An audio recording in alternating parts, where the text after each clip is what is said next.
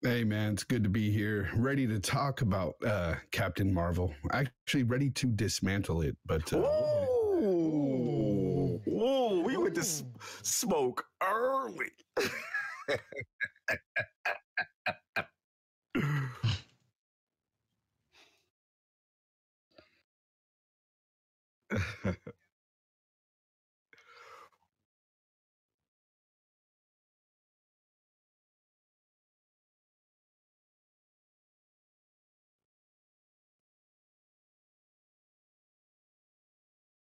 What's going on, Bloody Man Smash Podcast in the building. Captain Marvel to discuss. I even stopped Sekiro to do this. Like, I'm hyped, man. This is long overdue. We got Fonz in the building, Lemon in the building, Soul in the building. Can't wait to talk about it. Very polarizing film, we should say. And yeah, man, I can't wait. Thanks for having me, brother. Always a pleasure.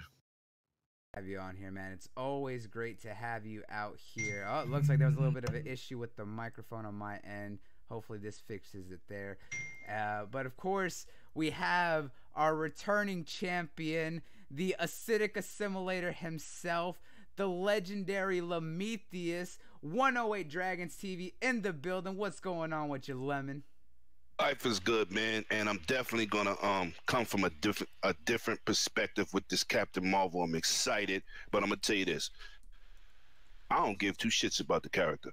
Oh no! Being the Avengers. Oh no! So I will definitely be bringing a different perspective than some fan stuff. Oh no! Oh, I feel like I'm the only one who's a Captain Marvel fan over here. Doing all 10 people in the United States. Oh no! Oh no! Oh man, they are not holding back at all. Oh man, smoke early. Smoke early for real. And of course, we have our resident artist,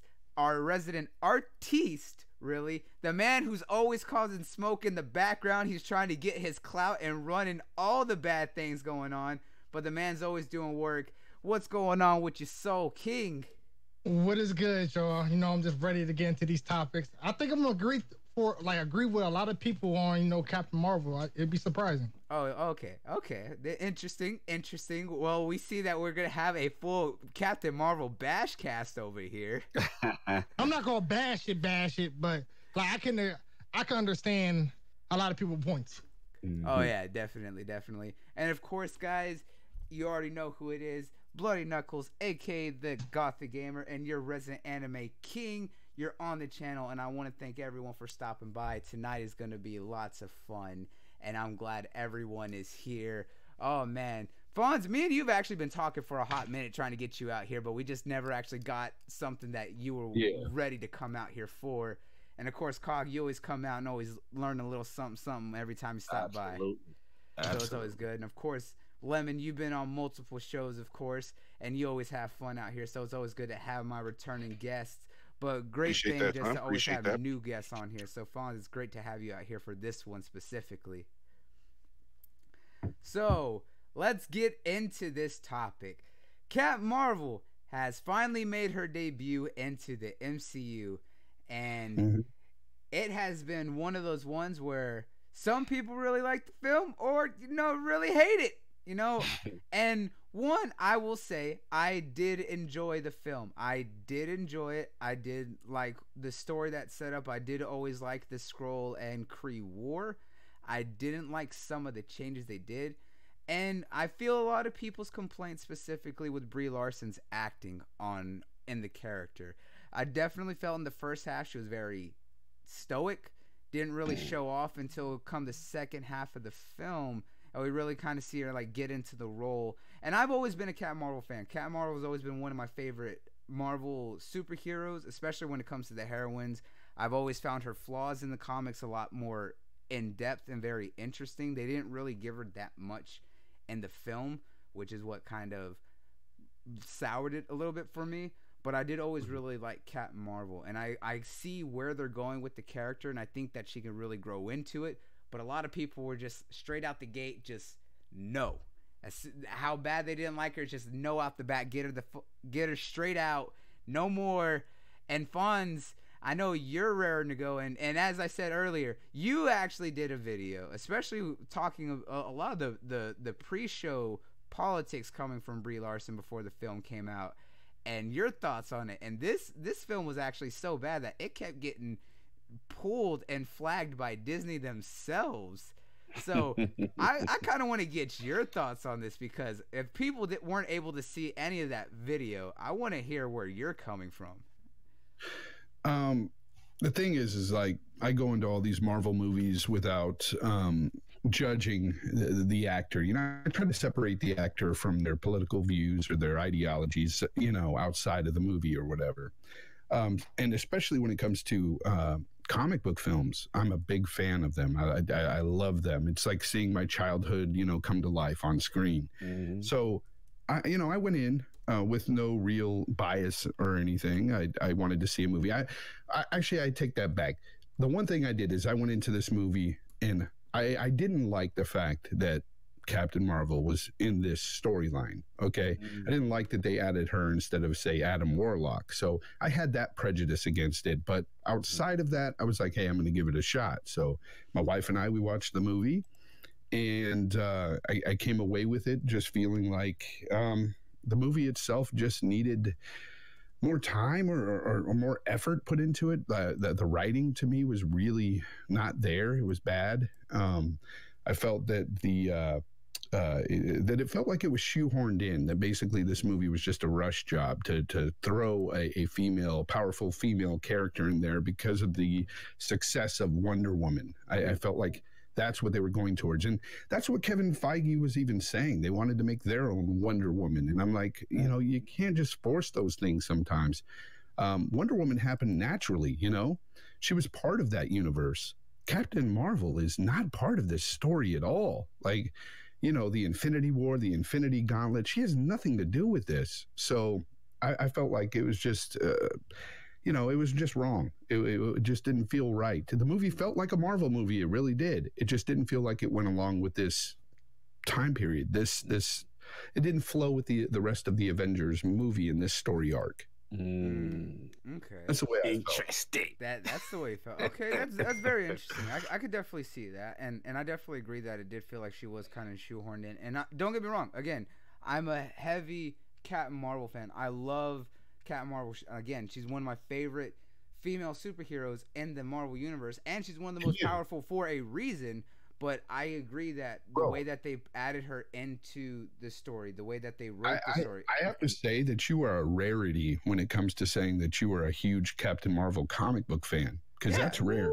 Yeah, that is rare. Yeah, I give you credit, buddy. I've always really liked her, and plus, like I said, her flaws I always found more appealing, because one of the biggest things that her storyline with Marvel and how she came to be involved in the Marvel universe, especially in the cosmic side of things, I always found interesting with the way that their DNA was spliced after the explosion, but that she got her powers from the wish granting machine that the Kree had to help find superheroes, as they were saying, that they were basically using to create their own version of living weapons. I always liked that. And when she finally escaped from the Kree and then, joined up with the Avengers, she became an alcoholic.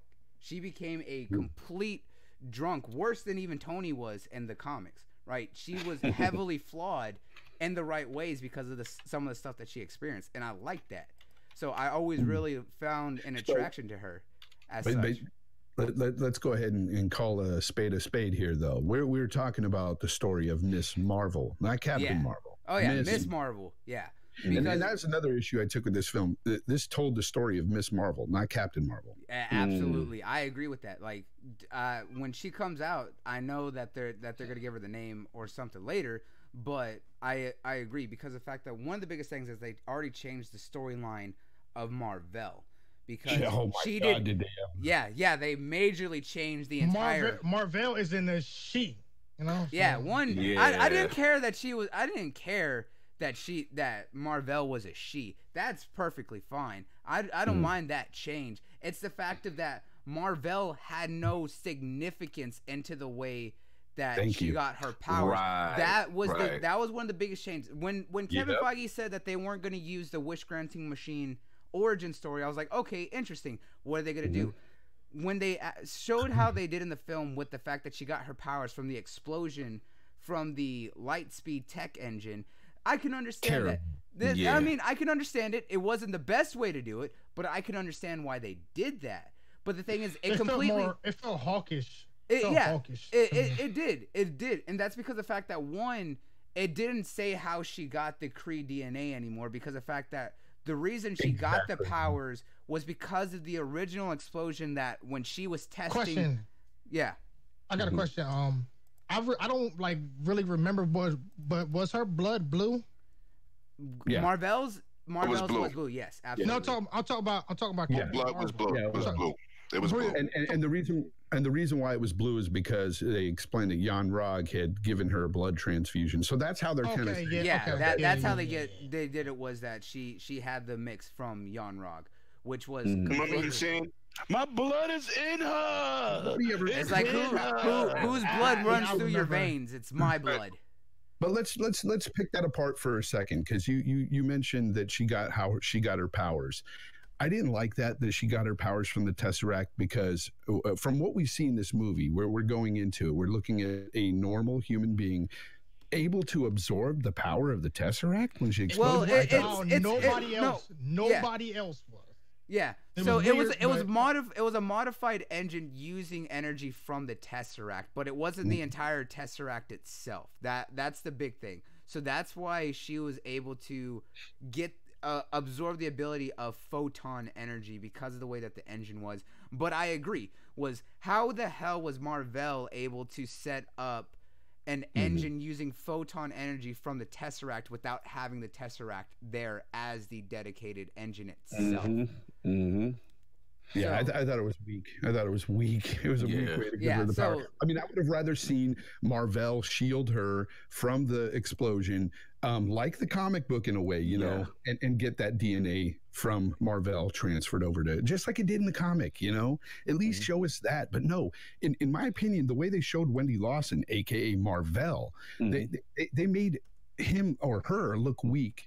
And Marvel was strong. Yeah, Marvel was powerful. Doesn't represent the character. Yeah. So I didn't understand why they just glossed over Marvel in that respect. It was Marvel, and that ruined it for me, because Marvel had no significant aspect to the story other than the fact is that, hey, she just saw this character throughout the film as having some tie to her, and then it was revealed at the end of the film. Oh yeah, Marvel was an agent who was originally there, and then later had a change of heart about the Kree Skrull War and everything that was going on. Right. I feel like we should just get everybody's opinions on the movie, and then we can all discuss like certain parts. I think that would be. Lemon, you haven't gotten to be able to say anything yet. What are your thoughts on it, man? From my face with Old Bay chicken and shrimp. That's what. Let me. All right. I'm gonna tell you. I know nothing about the character. I download a couple comics. Because first of all, they need her. She really don't have nothing to do with this. But I don't feel they need her when they punk the Hulk. Once you punk the Hulk, man, don't try to bring in Superwoman. Goddamn day. I'm gonna tell you something else. Neutral. I have no aspirations. I have nothing. I'm going to here blank page. First time I saw the movie. Oh damn. No, I'm not saying it's bad. This is not a bash. I really went to sleep. I should have. I was anxious. I did too. Long day at work. So I went. I did have those. Again. I go into now. Everybody talks about fitting into the character. You're cutting a little bit, Lemon. I am. Yeah, I am. Okay. Somebody's phone vibrated. There you go. You're good. There you go. So, character basically, she didn't even know who she was. Right. Okay. So I could see the first part of the movie. She really didn't know what the hell was going on. She still was training. She didn't have an identity. That's how I took it. He not knowing his character on in the MCU. We know what they did to Hulk. Then a grand slam with this character. She turns against the Kree and she starts blasting them proton beams or whatever they are. Photon. Getting back up. I'm like, Tesseract or not? How the hell she supposed to say today? And she got regular people getting up off her blast. All about the character. I'm supposed to be learning. The only time she was overpowered and looked crazy is when she was fighting those ships. Yeah. But when she was hand-to-handed, them dudes wouldn't have got up from no Hulk slap or no Thor hammer. Like, I don't know the character, so I'm coming in it thinking she's supposed to crush the world. Nobody. Word. It's just like, I didn't dislike the movie, but I was expecting a little bit more. Yeah. She was weak. You cannot tell me she could take on Thor right now. Even in the comics, she's not taking on Thor, bro. Dude, she's gone against him in Thor. Bro. Yeah, in the comics she has, but she had trouble standing against him. But that's also because Thor has millennium experience. Let's not get it twisted though. In one of the storylines, she got pimp slapped by Thanos. Oh yeah, she did. You see. But then again, everyone got pimp slapped by Thanos. Let's be honest though. Yeah, but at least Thor lasted longer. Yeah. I don't really. I didn't like Wonder Woman. Oh, I loved it. I like Wonder Woman though. You ain't like Wonder Woman? From the grenade. I'm trying to think what you talking about. Get the dude that looked like he was the boss. We all thought was Hades. Who was that guy? Please, somebody in here tell me. I don't know what you talking about. What you talking about?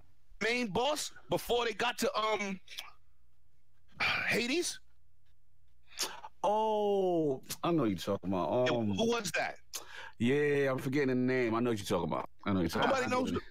Cognito, nobody know who that is. I know what you're talking about. Yeah. He's sniffing gas grenades and like he doing lines of coke. I'm thinking that got to be Hades. He's a flunky. Yeah. They had great aspirations. It was okay. I didn't say it was bad. What I'm saying is when I hear people like, yo, this was incredible. And I go see the movie and my wife said, this wasn't that good. It was okay.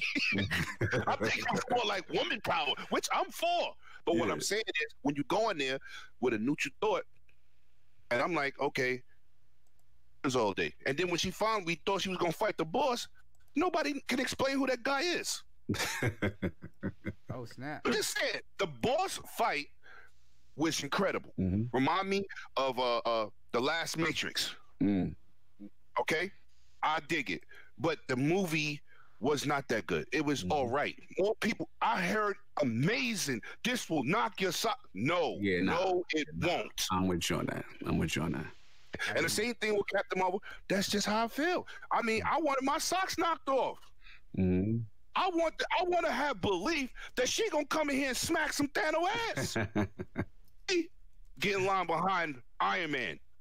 He got a better chance to beat Thanos than you do. Getting back up. Nah, man. Nah. I don't. Yeah. It was decent. I didn't say it was bad. I'm not a fan to be ridiculing that they changed the scientists due to the chicken. I don't care. Status. I don't got no history with who they making the movie for. Not you dudes that know the comics. They got to make a general movie for everybody to enjoy. Right. Because there's not that many comic heads out there. They got to take these characters and build great stories. It was a decent story. Her acting at the end was better, but in the beginning, like I said, she. I thought it was all terrible throughout, but that's just my opinion. I think the director, what's her name, Anna Boden and Ryan Fleck. I think they just need a little bit more work underneath their belt. I think a lot of it was the writing. The Russos to oversee that. I think I can agree that a part of it was the writing for sure. Yeah. Well, I got a lot to say, so let's go on. And give everybody thoughts. All right. I was about to say, I wanted to make sure we got y'all's thoughts on the film, because me and Soul gave our thoughts when we gave our first impressions just after seeing the film when it first came out that first weekend. So I think now that everyone's kind of got an idea on how everyone. Hold on, you got to tag me in, baby. Oh, you want to go? You want to go? All right, you got to tag me. You ain't tagged Cog yet. I thought you were the first one right behind Fonz because y'all were going back and forth. Fonz is up. Fonz is rocking. All right. Give me your thoughts. All right, here's the deal. Like, again, with me, she's always been like a. I'm not gonna lie. I'm kind of in Lemon's position where it's like I never really followed her like that back in the day. I'm a cosmic guy, but I never really followed her as a character, right? But I knew about her, you know what I mean? And for me, I know the Infinity Gauntlet storyline. Like, that's my thing. Like, I follow that all the way through. I can tell you every aspect of it. So she never really had no part in it like that. You know what I'm saying? Yeah. So I knew this coming in, the way I felt coming in was like, okay. And I've had this conversation with Fonz offline, was that I think prior to them making the Infinity series with MCU, they probably had two scripts. This is my theory. One where they get all the Fox properties. You get your Fantastic Four, you get your Silver Surfer, you know what I'm saying, who we know is supposed to have a more of a role in it. You know what I'm saying? The X-Men, all these characters, whatever. And then they had this other script where it's like, okay, if we don't get the deal done in time, then, okay, here are the characters that we control, right? Mm-hmm. And we know that they controlled her. So that was the vibe I got coming in. Now, another thing that gave me cause for concern prior was that when Feige was saying, yo, she's the strongest Avenger. And for me, I felt the way about it. Like, I was like, since when? Like, she's not messing with the Hulk. She's not messing with Thor. You know what I'm saying? So I felt a little bit of way about that. As far as the women empowerment thing, I'm all for that. As far as her personal views, I really don't care. You know what I'm saying? Like, that doesn't, people, I'm with Fonz on that. Like, people have all their little, ideologies. That's fine. That's not going to affect me watching the movie. Now, about the movie itself, again, I'm a cosmic dude. I like the Kree Skull thing. I thought the set pieces were nice. You know what I'm saying? I really enjoyed that. They flipped it with the Skrull thing being kind of like the victim, you know what I'm saying? Which I didn't necessarily have a problem with. It was a different take on it. You know what I'm saying? I necessarily have a problem with it, but I'm like, okay, cool. I guess my thing with the movie is like, she was just very bland to me. Like, from start to finish, like, very stoic, very, and I get it with the whole, she's a soldier, she's not, supposed to remember her past or whatever, but I just felt like every other character that she was alongside acting, whoever was the Skrull guy, he was fantastic. You know what I'm saying? Samuel Jackson did his thing. Talos. Oh man, the cat was shot. Like, the cat was lit in the movie. Like Goose. Yeah, like, everybody did their thing. But I like, usually with every MCU movie, I always feel, especially with the origin, there's always like a hero moment where you go, yeah, that's what I'm talking about. You know what I'm saying? Yeah. And for me, agree. I never felt she captured that for me. And again, I don't want to throw her under the bus because as an actress, I've heard, you know, I've seen her in other things and she's been successful. So I don't know if she's going letter to the law with the soldier thing, but I just wasn't feeling it. Now the Supreme Intelligence, that was dope. I'm a fan of that. Okay, cool. Yeah. You know, we get to the power thing, and then like I get it with the '90s aspect because I'm old school, so I like certain references and stuff like that. But I just felt a lot of things just wasn't believable. Like even back in it, yeah, like they just see her for the first time, and nobody's wowed. Nobody's like, it's like every day they just see an alien come through, and like I don't know. I think in that aspect is that they weren't wowed or blown away. I think it was more of that stunned aspect because like look at how the security guard dude you watch a chick fall from the sky, laser right through a window and is literally just walking out. You know, I don't think you're gonna be like, holy shit, you're so cool. You're gonna be like, yeah, I get that. I mean, maybe he did a better job. Again, I remember just like she's shooting people with, you know, her blast from the roof and on top of the train. Yeah, I could totally agree. Yeah, she's running up, slapping grannies, and like I get it, but like I was laughing when everyone trying to hold her down. She just stole the dudes off of her. And like, you know here's the funny thing about that scene, right? That was one of those scenes where I was like, okay, this is a little bit out there. Because she's smacking this old lady, right? And we know it's the scroll she was chasing. Right. But, you know, she's punching this old lady. And this old lady is, like, doing flips and, like, going straight kung fu on her. Yeah. And, like, everyone's trying to hold her down. Yeah, like, right? Like, they don't see that she, like, spinning around the goddamn, on the pole and, like, flipping around and kicking her and stuff. And they're like, why are you grabbing the chick? Are you not seeing that the grand lady can hold this? Like, it was just weird to me, certain things. But anyway, at the end of the day, you know, to me, it was more of a, you know, I do agree with Fonz. I do feel a little bit of shoehorning with this movie. Like, let's get this origin. Let's figure out what she was doing during this time. Okay, I get it. But my major gripe with the film is that, okay, we get everything out. You know, the timeline, it's done. But it's like, okay, if Nick Fury had this sky pager for all these years of one of the most powerful beings ever, you mean to tell me he not going to use that during the attack of New York with Avengers 1? He not going to use that. Cognito.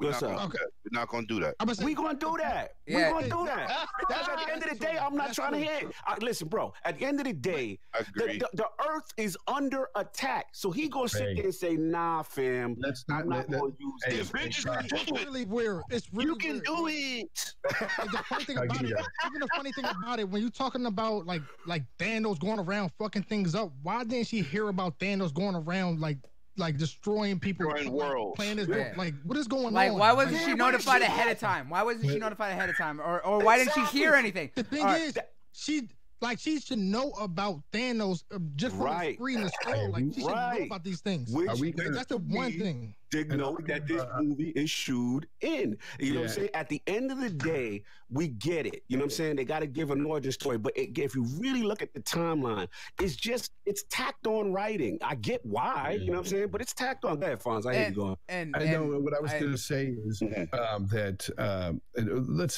are we just going to pretend that during Avengers, when Black Widow and even Nick Fury said himself, this is the first time they've had to deal with aliens. Thank you. You know, but back in 1990, they dealt with aliens. I think Nick was lying. Maybe Nick was lying. Yeah, we know Fury always held a lot of secrets, but I think that when he says this is the first time we dealt with aliens, I think he meant on that scale, because if you think about what was going on in the 90s, there was only like maybe 10. No, bro, he said straight up, we never had to deal with anybody outside right now. No, I'm being serious. I'm being honest. No, but if we look at the context, I'm saying 10 years ago they was not thinking about Captain Marvel in the MCU. You're not wrong. But I'm saying no. I know that. We all can agree that Captain Marvel was an afterthought. That's why, after 10 years that she was added as the beginning of it all. Listen. All right. There was an alien invasion. They were about to get destroyed, and Captain Marvel stopped them. They were all in outer space right in front of them. There was an invasion. Nick Fury said. I wouldn't say it was an invasion. It was just literally 3 ships of the no. Ships. There was 3 ships, 3 ships of the accusers who were about to bomb the planet. All right, they weren't invading. They were gonna bomb the hell out of it. And before we go on, they weren't on the planet. They weren't on the planet. Hang on, Fonzarelli, hold that thought for a second. We just had our other guest join in. We have the legendary El Mega himself joining in. What's good with you, Mega? What's up with you, man? What's going on, everybody? You know what I'm saying? Fonzarelli yet again. We talk about Captain Marvel, you know what I'm saying? Prometheus after last night's GRG. That was wild. It was fun. You know what I'm saying? Lord Cognito. Yes, what's going on, brother? What's going on with you, bro? Always cool to work with you. And the Soul King finally gets to work with the master in disguise. Yes. Yeah, the master in disguise in there. But yeah, no, I just cool. Let Fonz really go ahead and say what he got to say, and then I'll just get to my points. All right, good. Go ahead. All right, Nick Fury said himself that before they met Thor, they didn't know anything of any outside alien races. And this was in the 2000s, okay, when Thor hit the MCU. I think he came out, and the actual timeline was 2009, 2010. And we're talking about, we're sitting here looking at 1990s here with this movie. And this is what I'm talking about when I say that the writing was poor. Yes. It's like writers didn't look back and at all these movies that they had to offer here within this series and really get it correct. I mean, you had the whole thing with, the big running joke with Coulson, in Iron Man 1, where he was talking about, SHIELD, and he would always just say the acronym out, exactly what it was. And that was the running gag in that movie. And then at the end of the movie, he tells Pepper Potts to just call it SHIELD. And in this movie, beforehand, he's brand new in the 90s, and he's just calling it SHIELD. Yeah. It's already been established as SHIELD. But remember, we known that it's been established as SHIELD since the 40s. No, but he used to call it in 2008. He didn't know that it was an acronym for SHIELD until the end of the movie. Mm-hmm. That's my point. Yeah. And my point is like that running gag is just smashed in this 1990s movie because Coulson is calling it SHIELD. And I'm just like, whack. And I mean, even not just Coulson too, but Fury even says, "Hey, this is a SHIELD. This is official SHIELD." Thing, right? He's like, "It's official SHIELD business." And I was thing.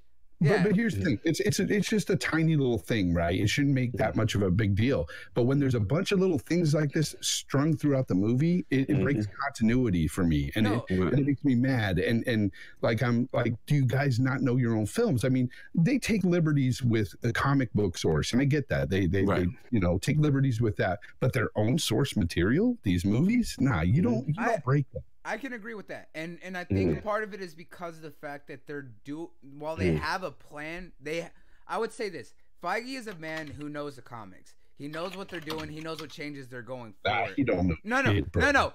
He was the reason that the first X-Men film was as good as it was. He had no talking points on the second or third one, and that's why X-Men United and X3 was garbage. Because of the fact that he had no say-so, because when they did the first one, he was pulling from the comics as inspiration. I was saying, what he's doing, what I would say that he did with the MCU as it is now, is that he had the layout and idea of what they wanted, but as they're going through the years putting it together, they're having to write it out. So yes, the little continuity things are going to get lost. And sometimes it's annoying because of the fact that we as fans who are seeing how it's differing from the comics, as well as those who are dedicated to these movies and wanting to see how it all connects, are getting mad because me and Soul and the rest of the Smash crew have called out when they gave us the dedicated timeline of the MCU and seen how they've had to retcon and change certain dates because of little things. Because we all known for years that, Iron Man happened in 2008, right? And then Civil War happened, or not Civil War, what was it? Winter Soldier happened like 2000, or the first Avengers film was 2012, and everything that came. Well, because of a mess up that they had with Spider-Man, because of Sony, messing up the dates. They had to make some small changes to readjust the dates, Right. and that threw a lot of things out of whack. So I completely understand that the little things like that in the continuity messes up, because like he's now calling it SHIELD before they were just saying let's just call it SHIELD or whatever because of the fact that it was an acronym. But if you also watched, if you also go back and watched the original, you know, First Avenger and stuff like that, and then for anyone who actually paid attention to the ABC shows like I did and watched like Agents of SHIELD and then Agent Carter, they've been calling it SHIELD since almost the 40s, but originally it was under a different name before they changed it over to SHIELD going in 48 going into 49, that they changed the name, and it was a secret organization at that time. So I agree that there's a lot of little things in the continuity that get changed and lost over time that really is annoying because of the fact that it throws off a lot of the smaller aspects of it all. Because it's just like, all right, I get it. You guys have been doing this for decades. You're having to write multiple scripts and multiple plans for everything that's going on. But there should still be those key points that you need to be aware of that have a big impact on it, because those are going to be significant to the timeline. Right. It's go ahead. It's like when you see the Tesseract in this movie for the first time, you see that Mar-Vell had it, and you're wondering to yourself, okay, you know Howard Stark had got it from the Arctic and everything, and you can deduce that, look, they've probably worked together at some point, but I wish they would have at least showed something there. Showed something there because how it was transferred to Mar-Vell. Exactly, and that's another thing that was one of those ones, because me and my roommates were breaking down the timeline ourselves of where the Tesseract was, right? We know that Howard got it from the Arctic after Cap had crashed in the Arctic and was lost, and had the Tesseract with him after the defeat of the Red Skull. Well, we also know that Howard was assassinated by Bucky, by the Winter Soldier, back in, what was it, the 70s, in the 80s or so. So that's almost a 10-year gap on where it was last with Howard. I wasn't sure if he was still at SHIELD at that time or whatever it was going by at the time, with his lab with the Tesseract, and then however Mar-Vell got it. We know that Mar-Vell was working on the project for the United States Air Force that was working in conjunction with SHIELD at that time on project, what was it called, Pegasus, in the film, to make that light speed engine using the Tesseract. But we still don't know for sure if that it was still in his lab and they gave her access to it, or what happened in those 15 plus years between Howard before he was assassinated and then Mar-Vell having it. You know, and that's the thing. Don't you think they could have at least, you know, said something? Like Mar-Vell could have told somebody something about getting it from Howard or something there. Like, give us a little bit, you know, to work with. I felt like this movie was so rushed that it was just like, oh, here's the Tesseract, nostalgia. Oh, okay. Here's this nostalgia. Kedrian had corrected. Oh, he going in. He said Howard was assassinated in 91. Okay, so that must have been the date that was on the newspaper in Civil War when it was revealed to Howard from Baron Zemo.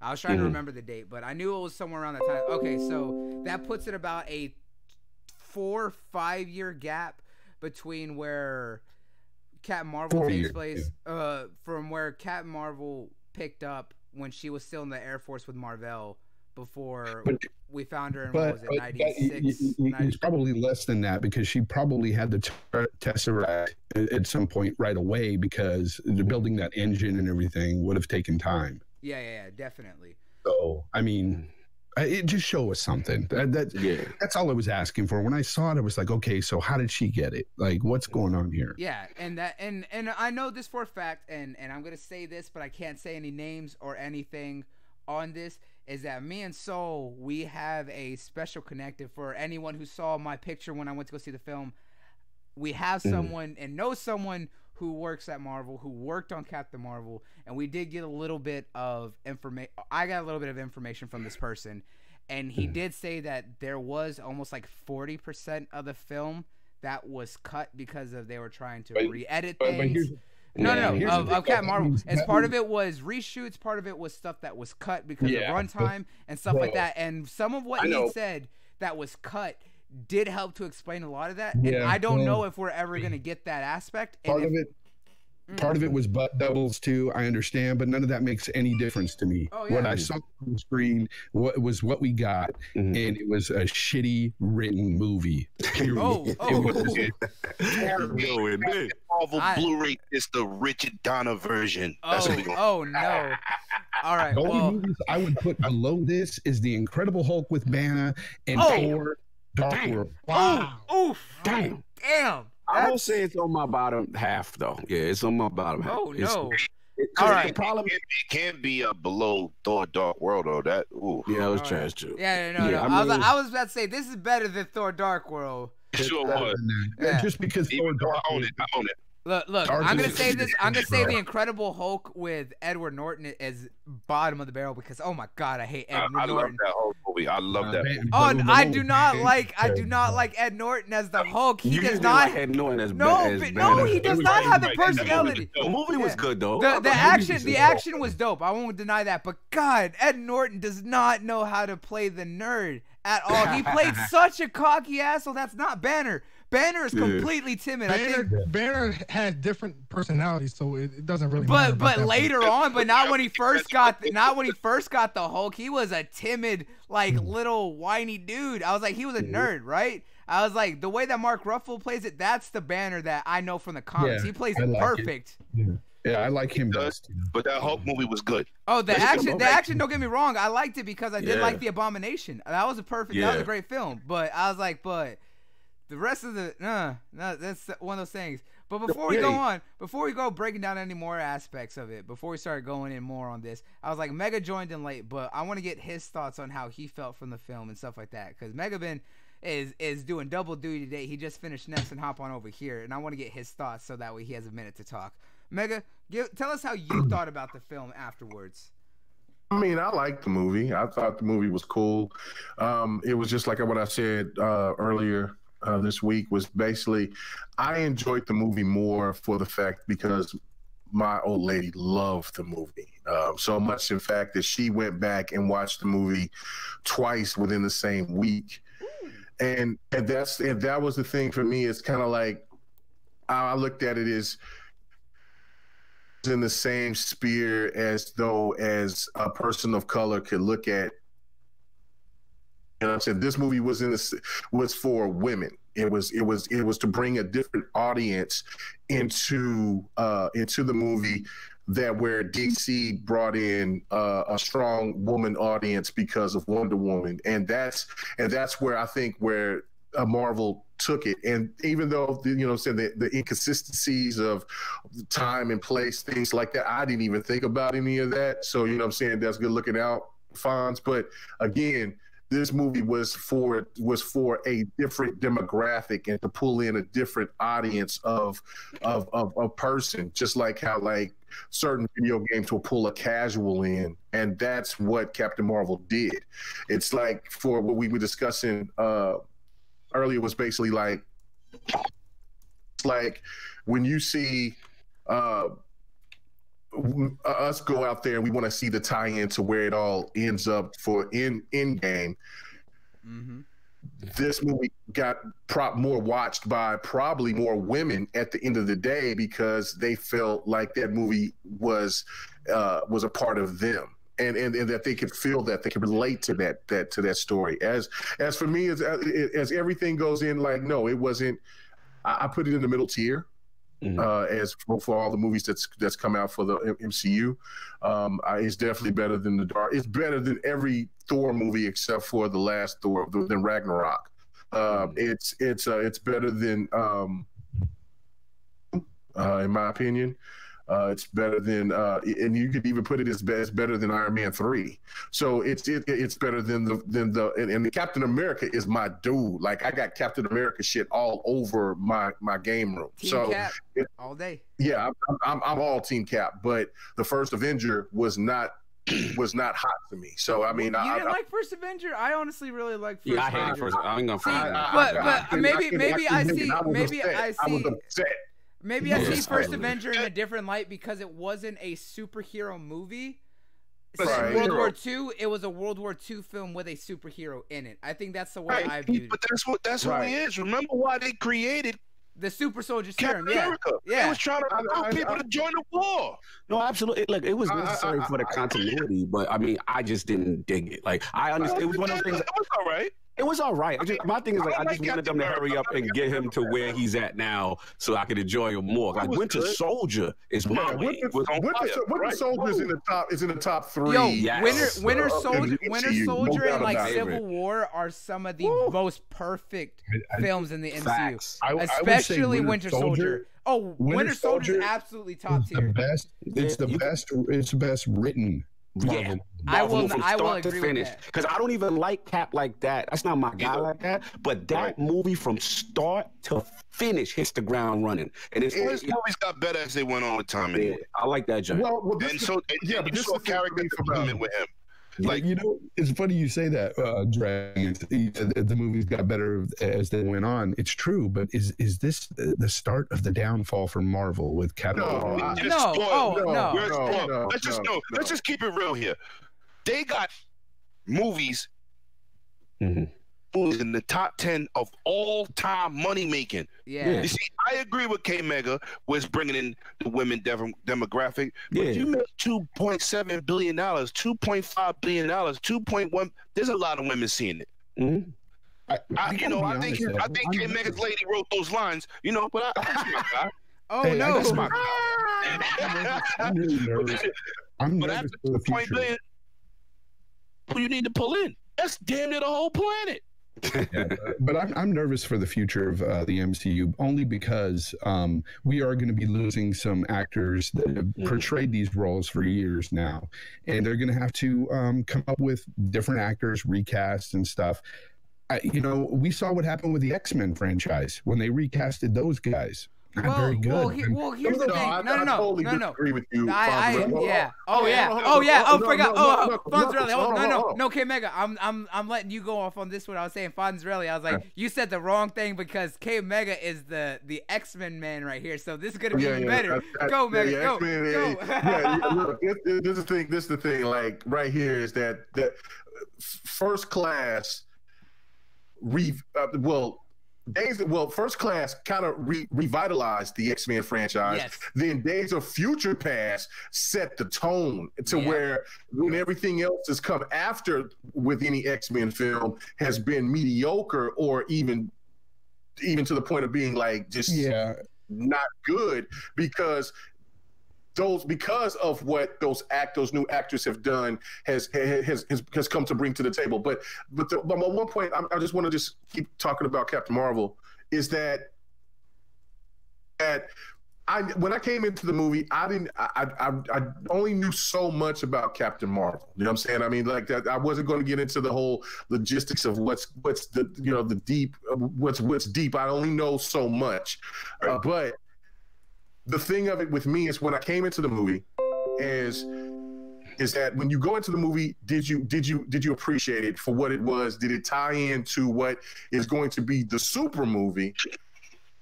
And was it a movie for the people? Was it a movie that other people can join in and enjoy for future iterations? And I thought that it hit on all levels like that. Now, for the actress that portrayed her role, I'm still not understanding why so many people just don't get what they were trying to do with her role or what she was trying to do with her role. She is from the very beginning of the movie is when she. Go ahead. No, you're good. Okay, from the very beginning of the movie, she tried to throw her what her self was, you know what I'm saying? She tried to joke. And because the Kree doesn't want to joke, they're all about business. They're sophisticated, highly sophisticated civilization. They're not all about that. You know, or I should say species. They're like, no. You know better than that. What have we told you about the joking? You got to keep serious. We got a mission to go on and do. That was in the very beginning of the movie. And so she said, sorry, I understand. That's why she had that bland, like, there's something else, a part of me that wants to come out, but it just can't. And then we get towards one part of the, are we doing spoilers here? Yeah. We've seen it by now. That's you problem. Yeah, it's been 3 weeks. I was like, don't stop that. This is the Spoilercast, man.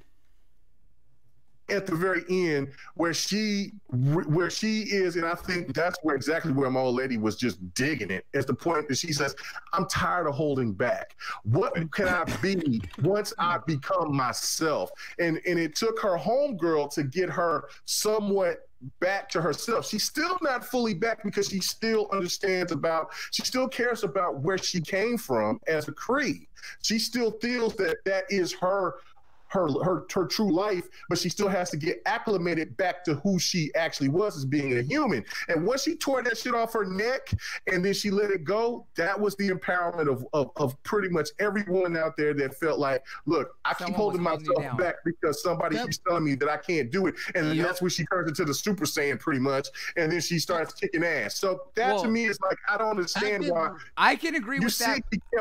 I can agree with that part. Gradually coming to herself. I can understand that, but like just her acting throughout the movie was just trash. I will agree. Hang on.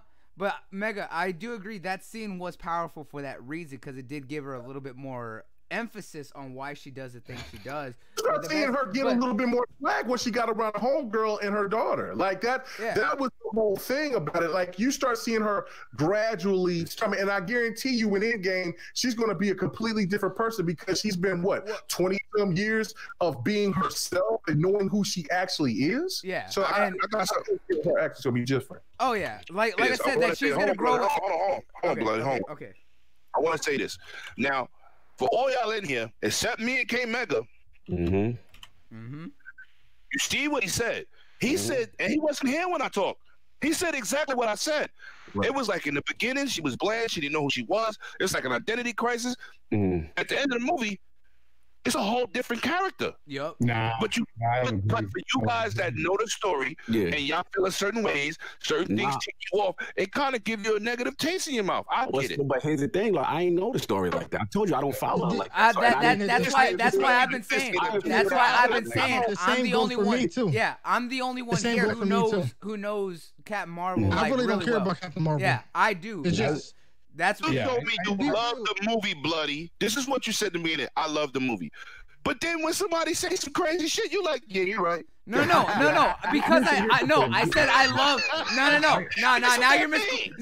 Now you're misquoting me. I said I love the character, but I really enjoyed the movie, but I know where the issues lie. I've been saying that. I said I love the character. Again, you're misquoting me. I can totally understand Fonzarelli and Incognito's take on it. Me too. I get it. I totally get it. As somebody that's a purist that knows the character within and without. When he brought up about Warlock, go ahead. Yeah, it's not even about being a purist at all, honestly. Because as I said earlier, you might not have been here, Mega, but I said that I could take that they take liberties with the source material. That's fine. My big issue with it is that they took liberties with their own source material within the MCU movies, and that's right. Yeah, that was a good pickup. And at the same time, though, like I just wanted to interject on what you guys were saying about her story arc. I thought there was like no real arc here for her character. No. And that's what I was trying to say is that I understand where that was intentional. No. Here, let me say this right, and this is what I'll say is that she had no great growth throughout the film. It was kind of sped through and rushed. Now, don't get me wrong. Here's what I was trying to say before Lemon tried calling me out on some fake smoke over there. Is that I said I love the character and I enjoyed the movie. So don't even go there with me. What I was saying is that Mega made a point about that scene when she ripped off the device But hang on. Let me explain why. Because of the fact that he was right, that it did show she had the biggest growth in the last part. No. She had the biggest growth in the last part of the film. Literally when they rushed that part though. It wasn't organic. It was so heavily rushed. And the thing is like she started out as a stoic badass at the beginning, right? And she ended up being a stoic badass. That's how I felt. I felt she was doing the same person At throughout. the very end, the only thing that happened at the very end is that she was discovered. all of a sudden She had a sudden identity. That I will not. No, at the very end, she didn't. she suddenly got as powerful as Superman at the end, and I'm like, what the fuck is this? Yes, because of the fact that the Kree device was what was keeping her from going full binary. And they never explained the Kree device. You're right, and that's what I was trying to say is that scene. While I understand where Mega's coming from with the identity found in that aspect, is that yes, it was rushed. Again, let me finish. Is that it was rushed, and I like the fact that they showed off binary, but they didn't give a reason for binary to come out when she went in that full form. Yeah, because of the fact that don't get me wrong, I love when she goes binary because at that point in the comics, when she goes binary, she loses all control, but she has the powers of basically dying stars, and we saw her go with that. But again, it was rushed. I know that's never going to happen. No, but what I'm saying is that it was rushed. That's why it didn't feel right when it happened. I understand what. Hold on, buddy. Hold on. Y'all see the way he yelling? That means he loved the movie. You see? No, because no one's letting me explain the rule.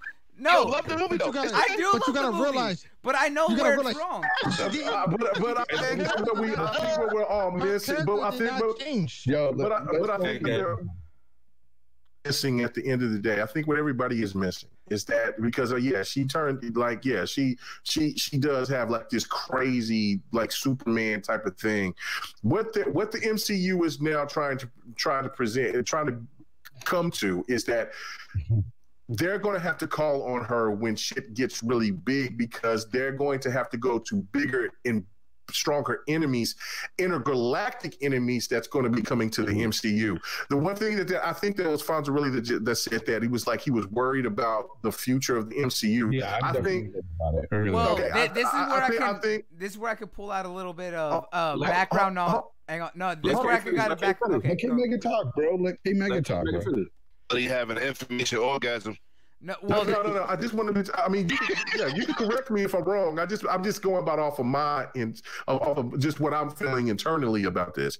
Is that they know that they have the Fox deal, right? And so again, with the X-Men, with what I was saying with Fonzarelli and when we was on Vibration Podcast, was that they're going to have to integrate the craziest and the biggest and baddest of the intergalactics. So you're going to need her to be that Superman character in order to come in to save the day. Yeah, see, I don't like that. I don't like that. I know. About it, I don't like that either. Show her, like she doesn't seem stronger than like Thor. She feels like a featured character. Yeah, I think she's badass. No, she's a badass. She's a badass. Hey, look, I've been saying that she's gonna grow. I've been saying she's gonna grow into the role. What is his name? Ronan the Destroyer, the dude with the big hammer that was in. Ronan the Accuser. You're Ronan the Accuser. Hey, bruh, she sat there and she clapped her fist. Galaxy.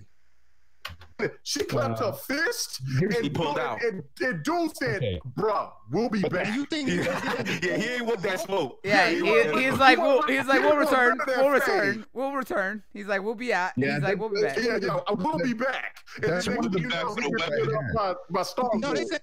You know what I'm saying? But you act like he went and did the same thing with like Thor.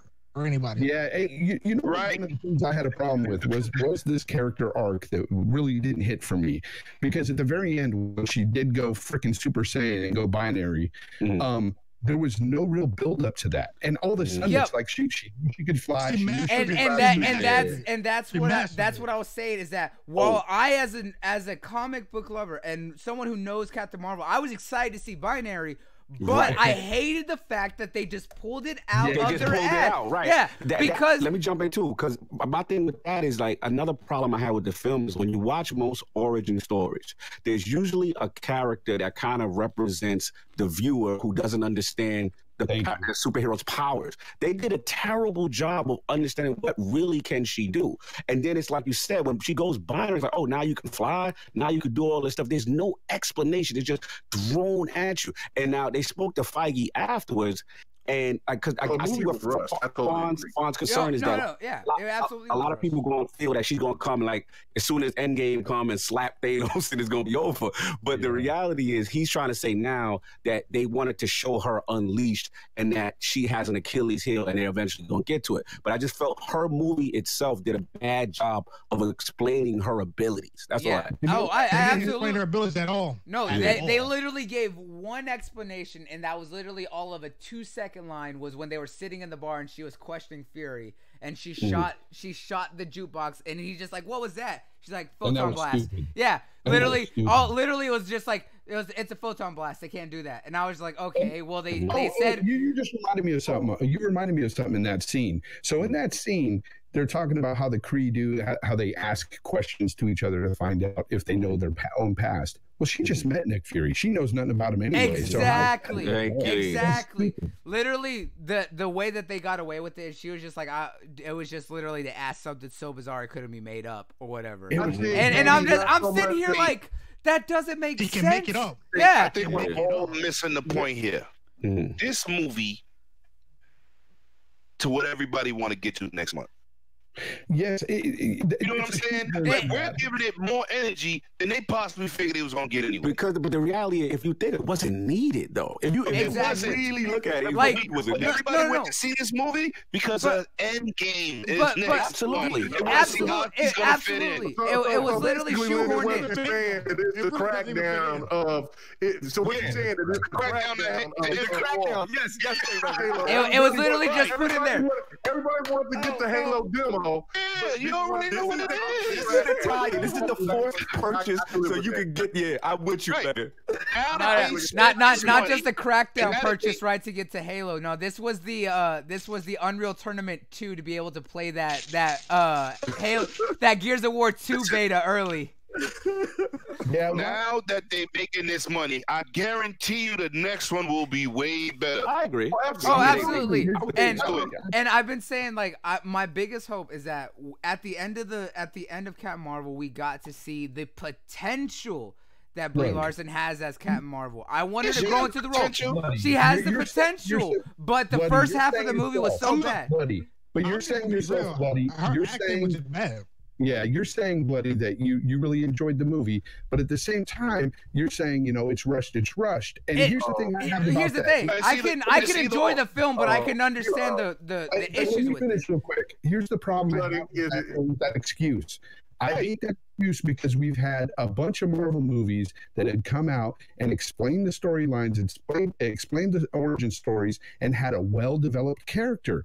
We did not get that here. So I'm not saying that she was well developed. I was absolutely not saying that. I enjoyed the movie for what it was, but I know the issues that I have with it. You tell us what you think, because you flip flopping. No, I don't flip flop. I've said this multiple times. And look, literally, if you listen to us 2 weeks ago, me and Sol both agreed that while we understand what she was in here for, she did not shine in her own movie. We literally said this was a movie for the side characters because they had more depth than she did. I like that. Like I said, I like the movie because of the side character. I don't like it because of we got more of Nick Fury. Because of Samuel. Yep. And we saw the cat had more shine than she did. The scroll explanation was better, and I guarantee you, because me and him were talking about terrible acting. Yeah. That's not gonna change. But I think she can grow into it. But I agree it was bad. But here's the thing: I guarantee they're gonna set up. No, because if anyone paid attention, is that they were giving more love to Maria Rambeau, the little girl, more than anything else. She had better portrayal. That's what it is. Yeah, well, because the fact that she becomes Captain Marvel well in the comics later on, and I guarantee that if Brie doesn't last, remember, this is a 20-year gap. She was like, what, 10, 11 in that movie? She could easily come into that age later on. If they want to get rid of Brie, they can easily bring her to replace her. I don't think the Brie signed the contract, bro. Hey, they don't care about a contract worth a damn. They care. Hey, Hey, look at how quick they will get rid of. Movie's about to hit $1 billion. They care. They care. Hey, you say that, but they will. It's Disney. They will cut if they want someone to cut. What you saying, Bloody? They will only cut if you do something like super crazy, like you say something radical. If it's something extreme, but they will do it if they have to. They ain't afraid to. Remember, they ain't afraid to put money. She is now that movie is successful now, and she is going to be the face of Captain Marvel. The young little black girl is going to be something else. You know what I'm saying? She's going to be full time. I think me and Fonz we sit there and we talk about that, and that's where that's going to be. That look, she's the face of it. Yeah. Okay. So, Bloody. And we still, and I know that they also want to do Camilla Khan's version of Miss Marvel. Oh God, no! God, no! I fucking hate that, dude. She's terrible. You don't like Camilla?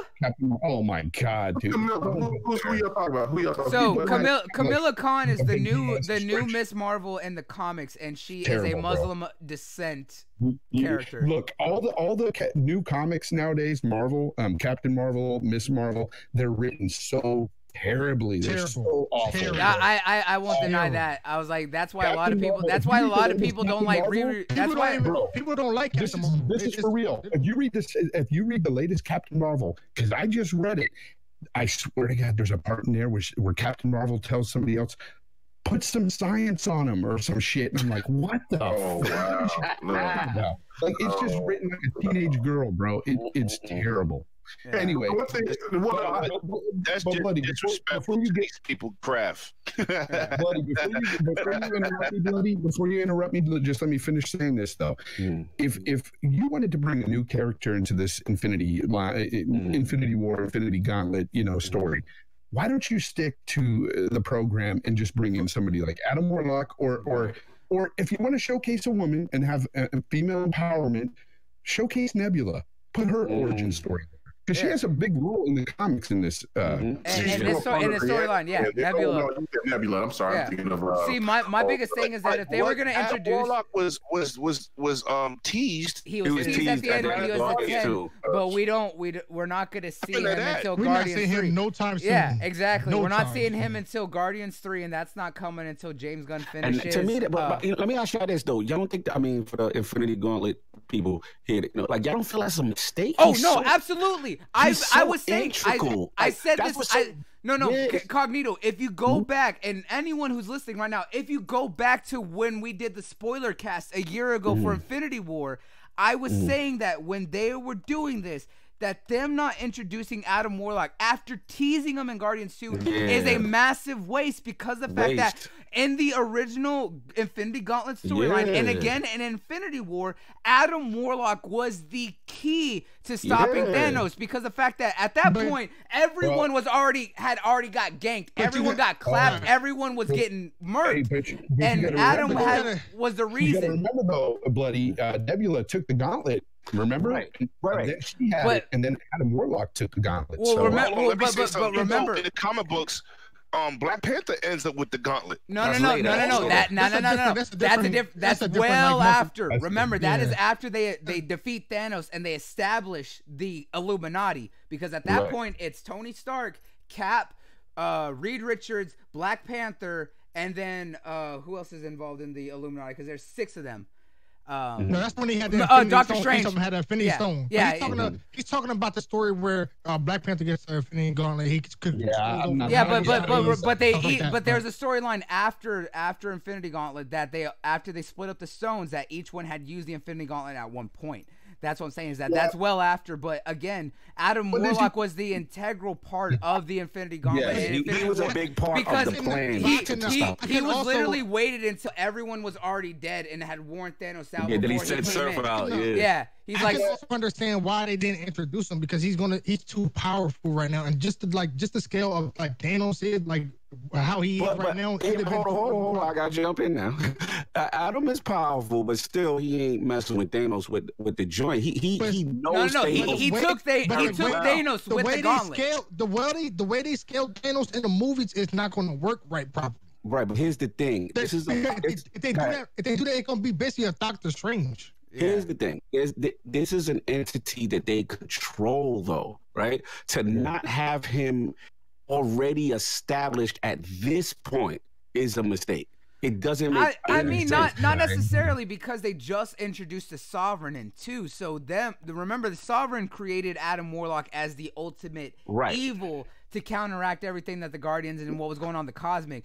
But it was after Adam was unleashed that he literally gained his sentience and realized, like, why am I doing this? He's like, I don't need someone to tell me what to do. He's like, I'll do what I want. And then he literally is just like, I'm so powerful, I could be anything. And he's just like, you know what? Maybe I'll do some good. And there's times where Adam has been a dick. Let's not get it twisted. Warlock has been a dick. But getting back to Captain Marvel, though, you know, they could have, even though they take liberties with the comics and the source material, they could have done a whole range of different things. If they needed a strong female character, why didn't they use the original female Captain Marvel, which was Monica Rambeau? She took on that moniker first. Carol Danvers didn't take it on till like the 6th or 7th Captain Marvel. You know what, really, I remember you saying that the other night, and I agree with you, but this is why.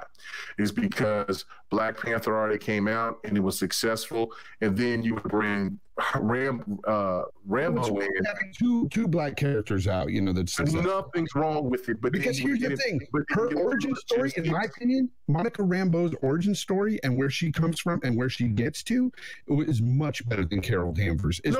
I'm not denying that, but think about this for a second, all right? But here's the thing. Here's where I'm going to get, because Monica Rambeau in the comics, when she's Captain Marvel, her mentor is Captain America, and she becomes the leader of the Avengers at one point. She would make total sense. Now. I'm not denying that, but I'm saying, think of this, right? Yeah. And we know we know the comics. We know the different aliases that she went under, that Monica. I'm waiting to see who's going to get the mantle for Captain America when he falls. And I guarantee you, when they do it, it's going to be Bucky, because the fact that here's the reason why. But before we go, no. Before we go there, let me explain this. I understand where you're coming from, okay, Fonz? I do get it. That I agree. Monica was much better trained in Captain Marvel's role when she studied under Cap and everything like that. But the reason that they didn't is that she is not the iconic Captain Marvel that a lot of people will recognize. A lot of people recognize Carol Danvers' version of Captain Marvel as Miss Marvel, but she became Captain Marvel because of the fact that her story lasted longer. Think of this, right? It's the same way with the Flash. When people recognize the Flash, which one do they think of more? Wally West, or do they think of Barry Allen? Well, everyone knows Barry Allen as the one that lasted the longest. The one that most people will recognize was Wally West, because remember, especially in the past 40 years, that Wally West. That's a bad example. No. That's a bad example. But it's not. Both of them are iconic. But the thing is, a lot of people don't know that one in the cartoon is Wally West. A lot of people don't know. But no, even in the comics, Wally West has been the only Flash since the end of Crisis on Infinite Earths, until we had the New 52 and Rebirth, when they brought Barry out of the Speed Force and brought all that back to Earth, right? He was literally gone for almost 4 decades. We've only known Wally West's version of the Flash. The reason that other people recognize Barry Allen is because of the fact that without having Barry Allen revitalize the comic book kickstart superheroes way back in the 60s, comics and superheroes would have died out back then. He was the breath of fresh air that they needed. Okay, so getting back to Captain Marvel, Bloody, real quick, and Katie Meg has already heard me talk about this this week, but I just want to put it out there for those of you that don't know about this. In the comics, you know, Bloody, you already know, so you don't need to jump in right away. Monica Rambeau has a father and looks up to her father. Okay, he's an ex-firefighter, looks up to him as a hero, and so she has both her parents alive and well. But in this movie, they made Maria Rambeau a single parent, and that kind of pissed me off too. I was really taken aback by that. And I think the more people know about that, you should be upset with that. It's ridiculous. Like, why did they stereotype this woman because she's black? Yeah, that's weird. I agree with that. I agree. I think that was a little wrong. There's another part of this as well. And you did mention that, and I was like, that's a good point. But I think what they were trying to do is that they weren't trying to have the mother be the focal point as much as they're trying to have the daughter be the focal point in the future. Also, alluding to the story and how it's based and things like that. I think, you know what I'm saying, this is just me just going off on a whim on this. But I think when you go back to Infinity War, and then when you hear that when he's talking about all these different scenarios, right? And he's like, there's only one scenario that I know that can be the one that can win. I think this is the one where Marvel can get away with having their own canon instead of following all the rest of what everybody else is over here speculating about. Yeah, they're going down their own path. Yeah, definitely. But the thing is Monica Rambeau, that was one of her inspirations. She looked up to her father, and it made a lot of sense in the comics. He was a hero firefighter. And yeah, you're right. And that's why I say her origin story is so much better and can be played out rather than having Monica Rambeau look up to this woman, Carol Danvers, as an auntie. If Black Panther didn't come out and be as successful as it did, I think that you would be on to something. But I think because, yeah, go ahead. I'm sorry. I would say in this type of, like, you know, the type of time we're in now, I think that went well with her, like, looking up to her dad instead of her mother. I'm just gonna be real. Well, look at the success Black Panther had. I mean, you know, I think but that's different. This is a woman's movie, so and look at, if you really want to look at Black Panther, right? They didn't need the women to look up to the men because of the fact that you're talking about a king for a country whose bodyguards are the most badass women in all of their country. All right, the Dora Milaje are literally the very literal definition of women empowerment. They are the king's bodyguard for a reason. They are the most badass. My old lady was like, I want to be one of those. She's like, she's like, do I need to shave my head? I was like, no, baby, you good. I was about to say, the Dora Milaje are literally very much women empowerment.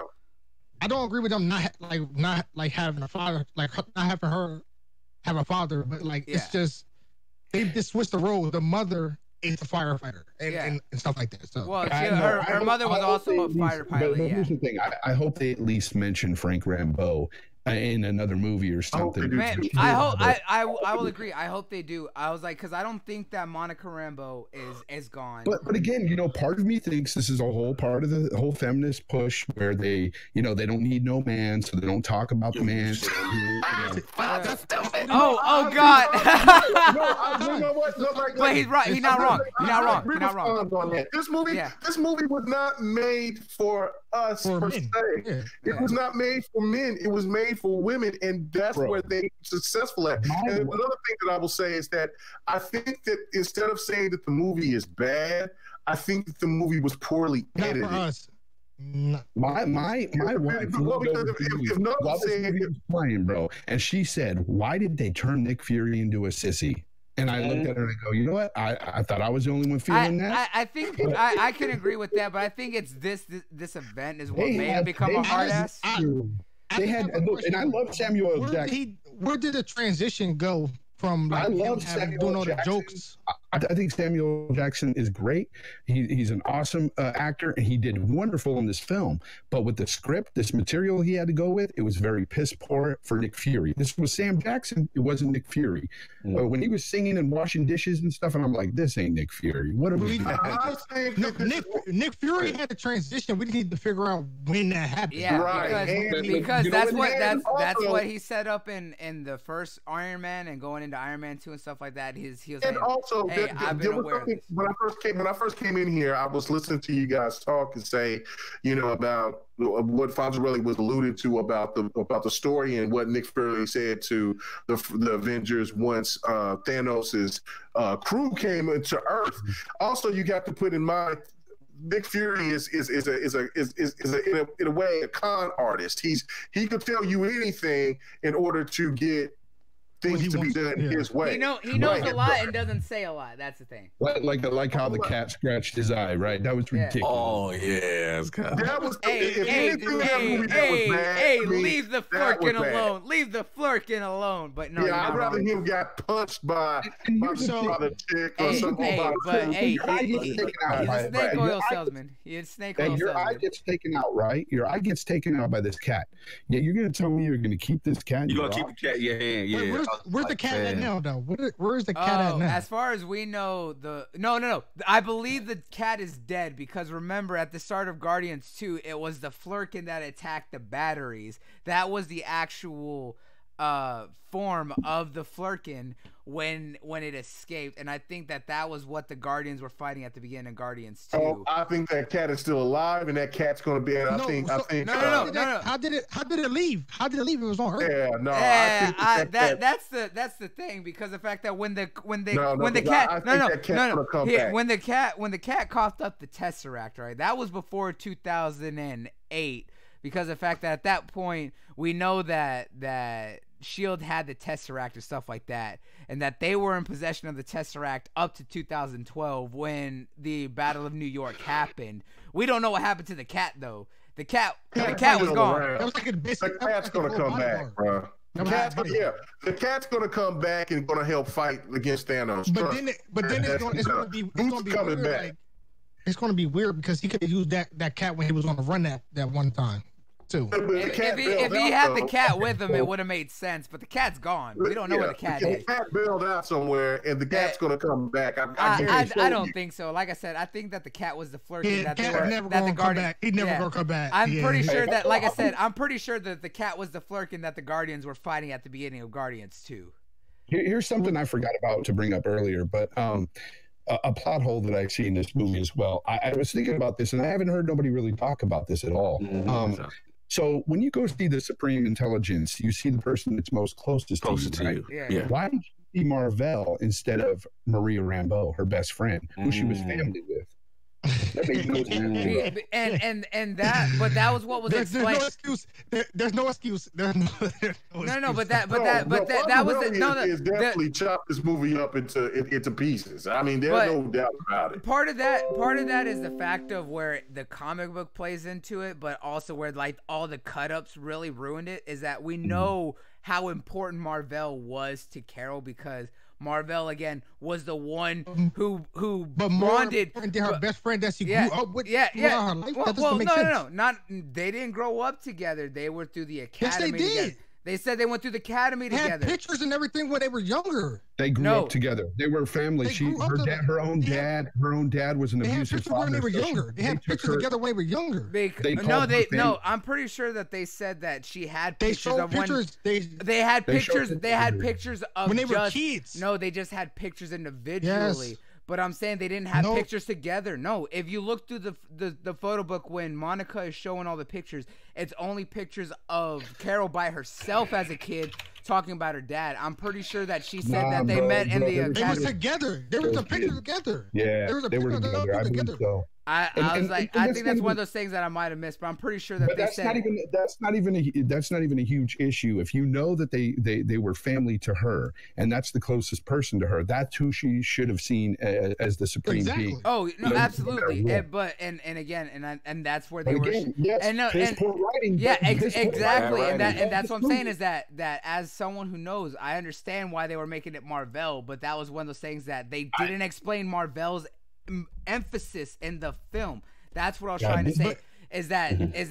For the enthusiasts, the people who know, that's why they had it there. But for the common moviegoer, they're not gonna know until they reveal that at the end. And it's like, oh, okay, that makes sense. But for us, it's just like there was no explanation more on why Marvel was important. If they fix the editing or the writing, it still wouldn't make sense. No matter how much writing or editing, it still wouldn't make sense. Why wouldn't it be her best friend, the person she grew up with and went through everything with? Yeah, exactly. Yeah, it was just bad. Yeah, just poor weak writing. You most like most love. Like I'm gonna make you guys put this on the bottom of your list before this is done. It's not gonna be on the bottom of my list. Yeah, because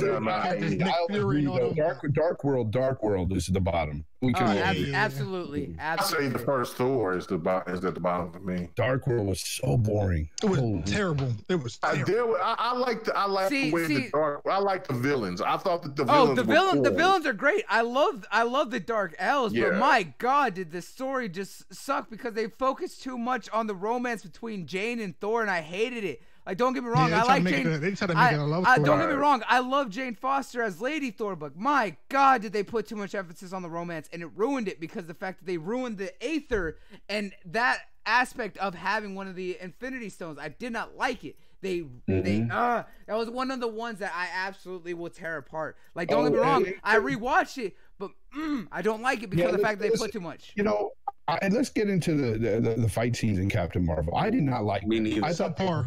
There really wasn't that many fight scenes in there. The last one was okay, but like even at the fights, when she got held captive or kidnapped or whatever, and I couldn't take that serious because she was making jokes and like screaming at people while she was held captive. So it was like it took me out. Yeah. And then on top of that, big scene on the ship when her hands was tied up. That was good. Like I was gonna say, like at the end of it when she was like smacking all the dudes around, I was like, oh, okay, this is pretty cool. And when she's hey, I can't use my power, smacking them around. But literally when she fought the big dude and she was like, you know what, maybe if I just shoot harder and just fire these off, I was like, oh, okay, that makes sense. But at the end of it. So you liked it when they were playing "I'm Just a Girl" and everything? Yeah, I felt the movie. Hey, the music when some of the soundtrack was at the scenes, I was kind of digging it. I won't deny, I was kind of grooving. No, I like the choice. I don't feel the interjection was good. It's like as the Guardians was. Like Guardians had the timing, the music. Absolutely. Trying to catch that. But that's James Gunn, man. James Gunn's literally. That's what they were trying to do. They were trying to go in between. Yeah. They were gonna do this movie, it'd have been 10 times better. Yeah. You're going to see the Supreme Intelligence, and you go in there, and Come As You Are starts playing, and then you see Annette Bening dancing, and I'm just cringing hard, bro. Cringing hard in the theater. Like, what the fuck am I watching here? That scene was terrible, bro. Yeah. Even the scene. Like I said, for me, the movie is in the middle. It's in the middle. Yeah. It's in the middle for me because for me, like I said, it's one of those things where I enjoyed the movie because I enjoyed the movie more. If I wasn't going to see it by myself, I probably would be mostly with you guys. I saw it twice, so I could say. You know what? I got to say something. Just dug it so much. I feel what K-Meg is saying right now because I was the same way when I watched one of the Star Wars flicks with my son. Seeing the joy on his face made it better for me when I was sitting there with him. But as the movie itself, like I didn't like it, but because he was there, he made me feel better about it. So I feel what you're saying there. I think for me, it was more the thing is I'm just spoiled. Like they raised the bar so high. You know what I'm saying? So it's like you got Black Panther, Winter Soldier. We just came or Endgame. I mean Infinity War, Civil. All these great Marvel movies. So when they do something that's average or slightly above average, it hurts a little bit more. You're like, this was, you know what I'm saying? Because they're going against themselves at this point, right? I didn't come in. All the negative stuff I saw. Went to go see it twice. I fell asleep the first time. I said, no, I can't do that. So. Yeah. Hey, hang on. I have to address this. Kedrian. And she was fighting ships. Before we go on, Kedrian says that this movie is below Ant-Man, and I'll say this, Kedrian. The reason it's below Ant-Man is because hang on. Everyone stop. Cut it. Ant-Man 2 is good. Yeah, I was about to say the reason that Ant-Man or this movie's below Ant-Man is that no one had high expectations for Ant-Man, and the first one blew everyone away, and the second one stepped it up. All right, Ant-Man literally blew everyone away because they had no expectations. I couldn't get over the Ant-Man story where they made the dude that was the thief Ant-Man. I was like, yo, what the hell? Now I know about that character. That is not the story. Hank Pym is the scientist's old man, and I'm like, oh, dude. Yeah, but again, they take liberties with the source material. So but at least with Ant-Man, they still paid homage because the fact that they still had Hank Pym around. They just changed. They changed the reason that Scott came to be Ant-Man instead of Hank, and I was like, okay, I could dig this, and it was a little bit. Ant-Man is the reason Ultron is a genius. Yeah, he's a genius. So if you moving forward in the MCU, right? gonna be in every movie. This dude was a burglar. He can't help the Avengers with nothing. Ant-Man actually was a more entertaining movie to me than this Captain Marvel for sure. Oh, Ant-Man and the Wasp was great. Ant-Man and the Wasp was amazing. It was amazing. Yes. Don't say that because I haven't seen it yet. I might need to check it out. It was amazing. Don't worry, K-Mega. It's on Netflix. Don't worry about it. It's not. I could just buy it, bro. What the fuck? Hey, just do it. Just watch it by now. Take that money and buy Sakura. Hey, look, I'll tell you this. Though. Hey, bro, I will say this. I'm trying to kamooch Sakura, bro. I'm trying to kamooch that shit. I'm trying to win it for the free Friday contest. Man, yeah. Hey, can I say this though? With the statue too. Can I say this though? And Ant-Man the Wasp. And I might try to put all on rage, man. But no, I ain't trying to pay. Trust me, I would try to get out of it too, K-Man. But Ant-Man the Wasp, though, I'll say, man, the way they handle Hope Van Dyne, that's a powerful woman right there. She badass. I was like, she great. I was like, ooh, Evangeline Lilly. Oh my God, that's a beautiful woman. Cognito's still correct. We are spoiled. I mean, we're not wrong. That come out from Marvel is not going to do $2 billion. Where would y'all? They got a lot of them. Where would y'all put Captain Marvel on your list? It's Hang on. All right. Thor Ragnarok. It's below Ant-Man and the Wasp, but that's not an insult, though. Yeah. Hang on. Hey, you know what? I'm gonna have to post up. I went into it thinking, okay, I don't really know what to expect, and y'all don't feel like that, but that's how I feel. I'm a novice to it when it comes to that character. So, and I went to go see it twice. I would say, like I'm excited for it. Like I'm listening to the fanboys go crazy and say, "She got makeup on during the ending." She's a woman, bro. It's 20 years, 20-some years, it's almost 30 years in the future. You don't think she ain't got her right mind yet, and she just want to come back to Earth being swag delicious? Like, let that woman put on some man. I don't understand. I would say for me personally. Man? I would probably put Captain Marvel like in the middle. No, I'd put it in the middle because it's just under Age of Ultron for me. And Age of Ultron is like when things were like really bad, but starting. Yeah, I like Age of Ultron. Yeah, I would say. So I would say that it's above Age of Ultron. It's under. Not the business for me. No, yeah, exactly. So that's why I'm saying I would put it right there with Age of Ultron because Age of Ultron was like the middle ground of like, yeah, this is kind of good, but it's still not the best. I gotta put it above that because it had more action than Age of Ultron. And okay. It had all I could feel that. I could feel Captain Marvel above Age of Ultron. Yeah, definitely. I think I'm in the Cognito. I think we're gonna have to leave. Yeah. I have my issues with Age of Ultron. I still like to put it in. Yeah, that movie was crazy. You gotta put Age of Ultron. Hey, look, they did not. They did not hold a lot of bullshit. To move me in Age of Ultron. When he was in one of those suits and he broke it down to them how humanity ain't shit and he is free. And I'm gonna tell you why it's below that. Beast for getting shot multiple times. Oh yeah, Pietro. Oh man, dude, Pietro's at 8 me. I liked Quicksilver. I like their Quicksilver. You're gonna have to love him. Hey, I stand by it. Cognito, don't even go there. You better love him after that. I do. He's gonna bend the knee. He gonna get you to bend the knee. Somebody better than me. I can't wait.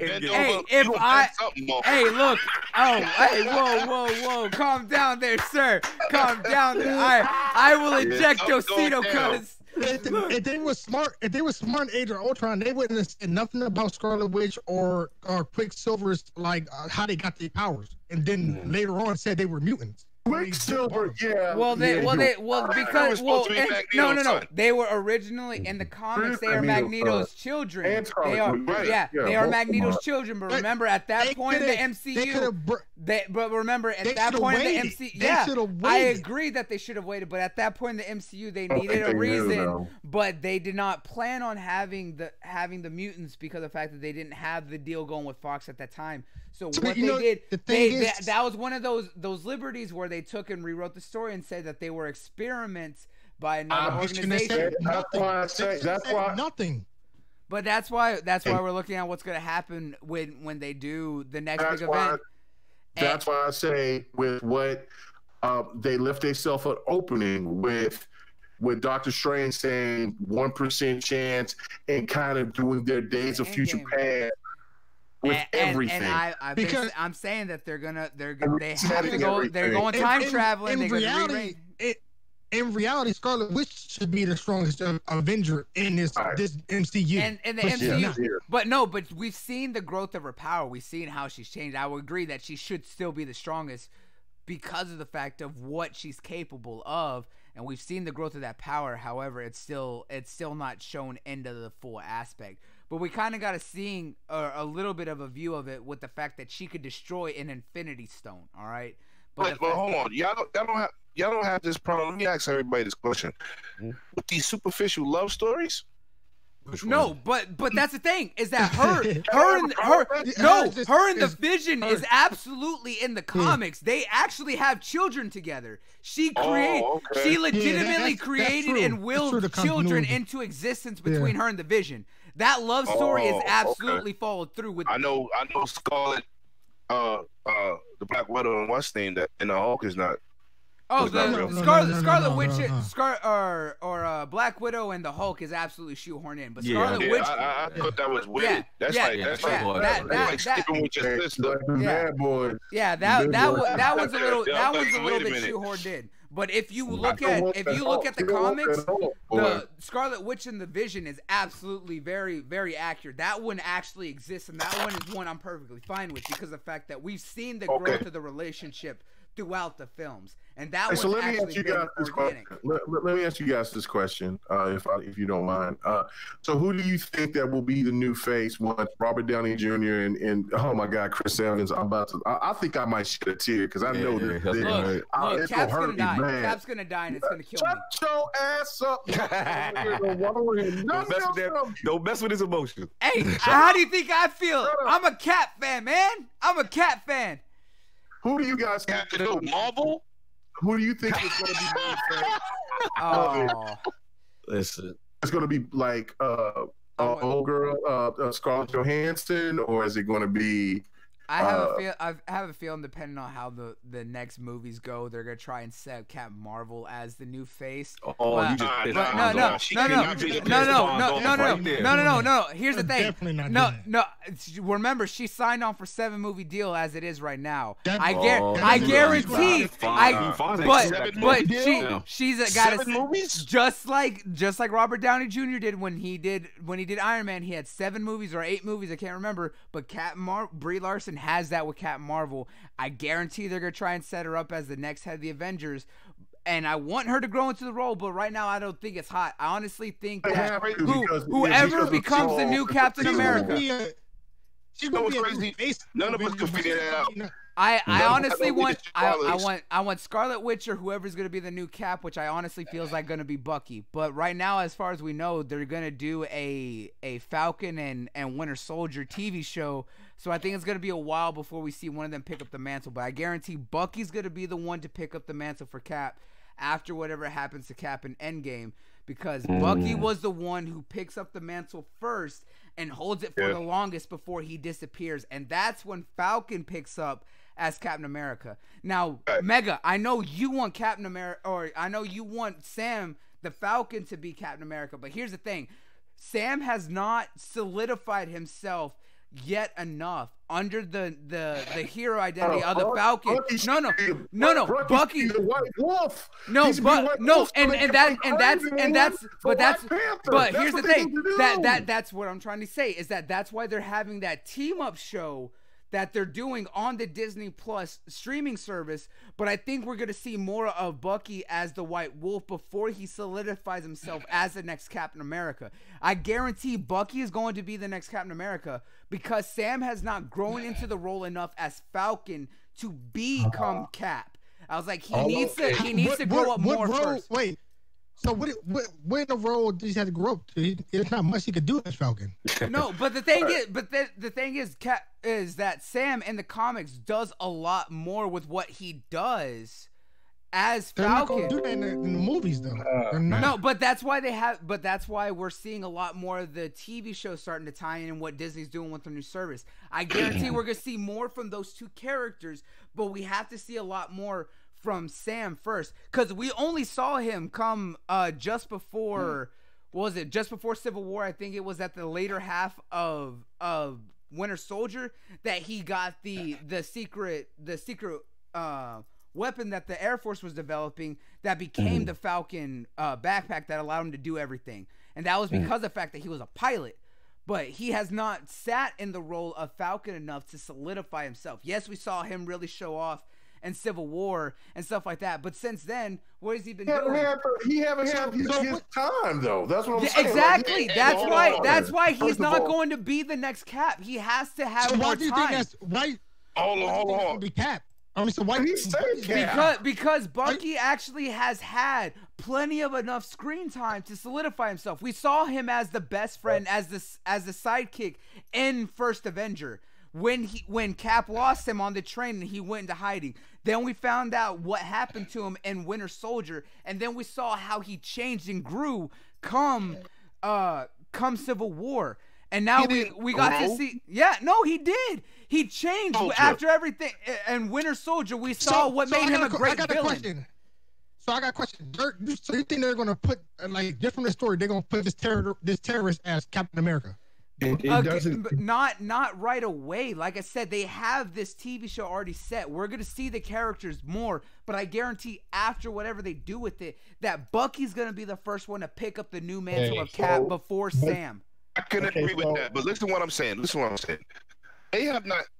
If Captain America dies, no more Robert Downey Jr. Right? They're gonna. Yeah, Cap's Just let me finish. Okay, go ahead.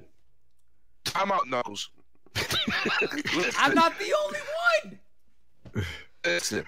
I'm sorry. It's a drink in my cup. It's a drink in my cup. Here we go again. If what I'm saying is, from what we see, the only one that has some type of leadership qualities out of Captain America and Iron Man is Black Panther. I was just about to say that. The rest of those characters are brawn. What are you guys arguing? I mean, because I'm saying, no. Here's the thing. The question was asked before everybody went crazy. The question was asked, who do they think is going to lead the Avengers? That was the question before everybody went left. What I'm saying is, honestly, between either Doctor Strange or Black Panther. Dude, what I'm saying is, they gotta develop those characters into mental leaders. They just can't throw them in there because then it makes no sense. If anything, Black Widow could be the goddamn leader. She's tactical. Okay, so this but is you gotta realize there isn't one leader of the Avengers. Okay, so this is why I said I'm worried for the Captain future. America and Iron Man. Because Kevin Feige's already said that Carol Danvers is leading the Avengers. He's already confirmed it. Well, that's what I said at first, is that she's signed on for a 7-movie deal, that she's going to be the You know what? There's going to be a problem. Leading the Avengers. It's going to be a problem. It's going to be a problem. Oh no! Oh, he's You had a so-so movie. You had a so-so movie, and now you're the leader. That's good. And hasn't shown leadership qualities. No leadership qualities. Whatsoever has been established. I will agree with that. However, we're gonna have to see what happens after Endgame, because he just told us. He told us, but again, she's been missing for almost 30 plus years, or about 30 years, or 20 years, whatever. We don't know what kind of thing she's been doing out there with the scroll in the far reaches of the galaxy or the universe or wherever the hell she's been. And you know what? Until they put it on a big silver screen, it doesn't matter. And right now we got a month and counting right now before we find out if she's gonna be able to sell it as the next leader or not. That's all I'm saying. Just because you're the strongest doesn't mean you should be the leader. Absolutely. I don't deny that. And that's literally, why I was saying is probably the most qualified out of everyone right now to lead. Panther or no Panther. I agree. Panther's the most reasonable because he's the leader of a country, but he's also smart and he understands. The second one I would put is, like I said, Doctor Strange.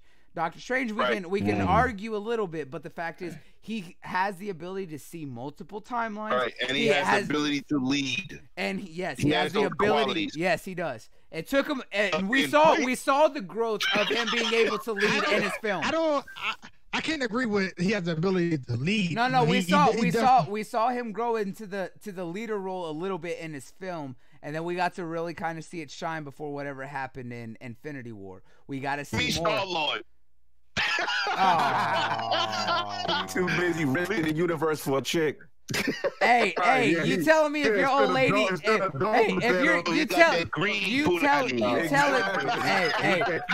me that if your old lady wasn't killed and sacrificed for the biggest power in the universe, that you wouldn't try and get revenge for your girl? But bloody, he realized that he was gonna kill her himself. Oh, I know what was gonna happen. But I'm saying that he knew it was at stake. So if you're dumb enough to like ruin that opportunity that you have, he's a human. We emotional, man. He came up with the ultimate plan to stop Thanos, and his emotions got involved. His emotions got involved. But as far as we know, remember, remember that Doctor Strange did say that there was only one out. Hang on, remember, Doctor Strange saw 18 million different. Remember, Doctor Strange saw 18 million different outcomes and only saw one where we succeed. So in one of those universes, in all them universe, he probably stopped him. He probably held himself out, but it doesn't mean that we're gonna win. So he was waiting for the one outcome. Same dumb shit in every version. Oh, that's so hateful stuff. Hey guys, I gotta cut out. I gotta go, but I just want to say real quick before I go, my last thoughts on this movie. And why I'm worried about the future of MCU. You can look this up as well. Kevin Feige is not only saying the Avengers shall lead the Avengers, but he wants her to be the forefront of the MCU, the entire MCU. I don't think he's gonna be the forefront. He said that she's gonna help lead the cosmic side, and that's coming with that's phase 4. No. Here's Kevin Feige just 5 days ago confirms. Send me that link, Fonz, when you get a chance to send that in a link because I want to double check. Yeah, I need to see that because that's messing me up right there. Larson's Carol Danvers will lead the forefront of the MCU and Captain. Oh shit! Post that in the chat. DC Comics is gonna take the lead. DC Comics problem is not Marvel. DC Comics problem is DC. All right, Aquaman was the best movie of this year. Oh snap! All right, guys. Hang on, guys. Before everyone stops, Mega, I'm gonna have to put you on mute for a second right now. J. Fonz, I know you about to leave, so before you head out, J. Fonz, tell them where they can find you at, man. I think Fonz out. He had it. Oh, he already left. All right, guys. Yeah. Well, J. Fonz. Yeah, Jay Fonzarelli's. Oh, I see the link. So okay, good looking. All right, so guys, Jay Fonz had to leave right now, like he said. But you just need to read the bad news. If you look down in the chat or in the description, we do have Jay Fonzarelli's link to his social media. So we have his Twitter down there. I'm also gonna put his YouTube channel.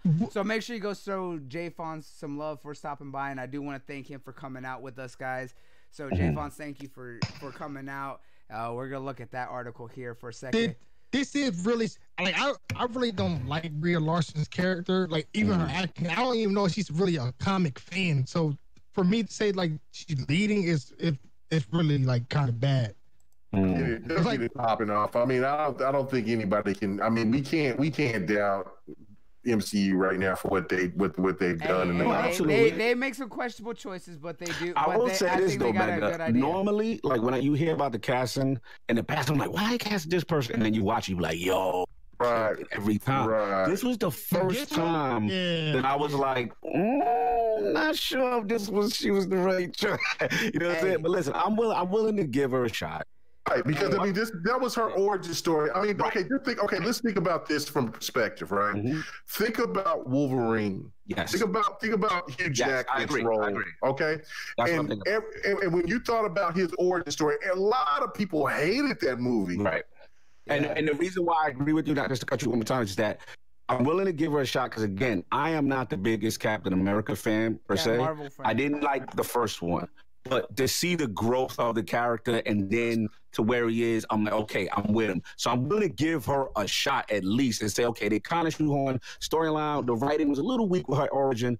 Let's give her a chance to grow and see what she do for the new joint. You know what I'm saying? So I'm willing to give him a shot. I get what y'all saying about, like Wolverine, whatever, but like Wolverine knew his weakness and like he wasn't a leader. He knew he couldn't lead. Right. So like I don't see like they're trying to push her to be the leader. And instead of like it just naturally grows. And that's why I was saying that we saw the potential. No, that's what I'm saying. We saw the potential in her at the second half of honestly like the last third of Captain Marvel, and that's why I said I want to see her grow into the role because she has the potential, but she did not have it throughout the movie, and that's where it hurt her. But come Endgame, we're gonna really see if she can really hold it. If she cannot, then I don't think that she's gonna be solidified as this character going forward. That's what I was. That's what I was saying at the beginning of the show is that she can grow into the role because a lot of the characters had to grow into the role, Right. And that's not everyone killed her on their first time around. Even Thor had to find himself. Yeah, Thor took 3 movies. Three movies for him. Now we really rock with Thor. But them first two was a little shaky. Exactly. Right, exactly. Not everyone can kill him. That was the point I was going to make. Also, even with Captain America, right? The first Captain America.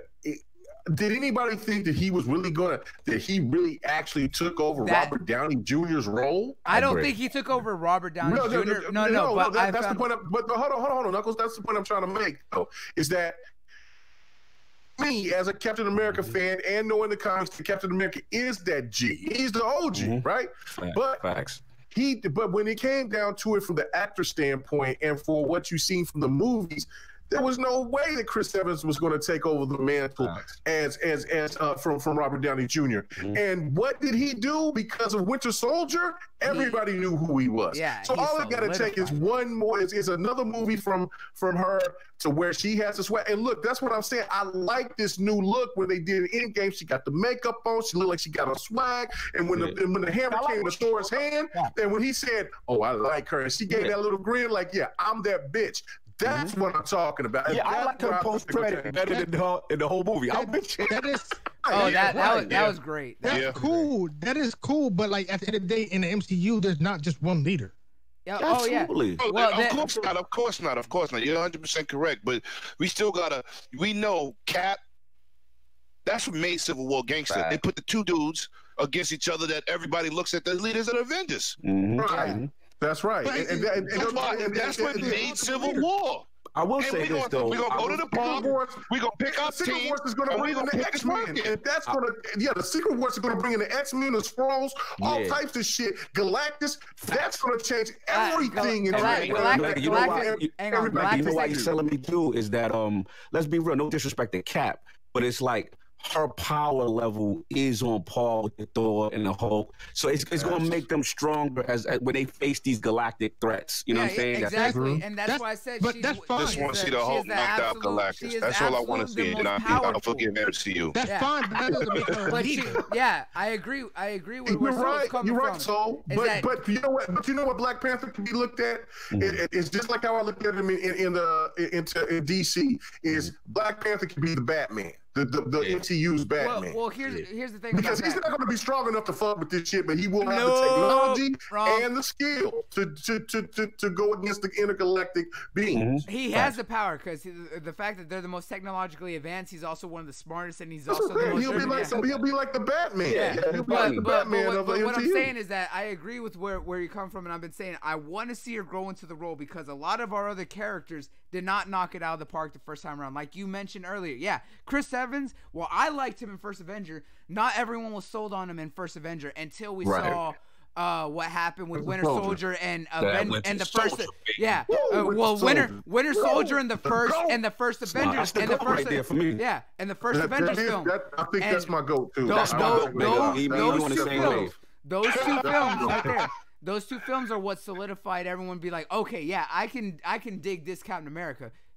Chris Evans is Captain America. After we saw Winter Soldier, after we saw Avengers, I walked we're out just like, the stage yes, and unbutton my shirt with the Captain America on it. Yeah, but What? with the first film, absolutely. Motherfucker.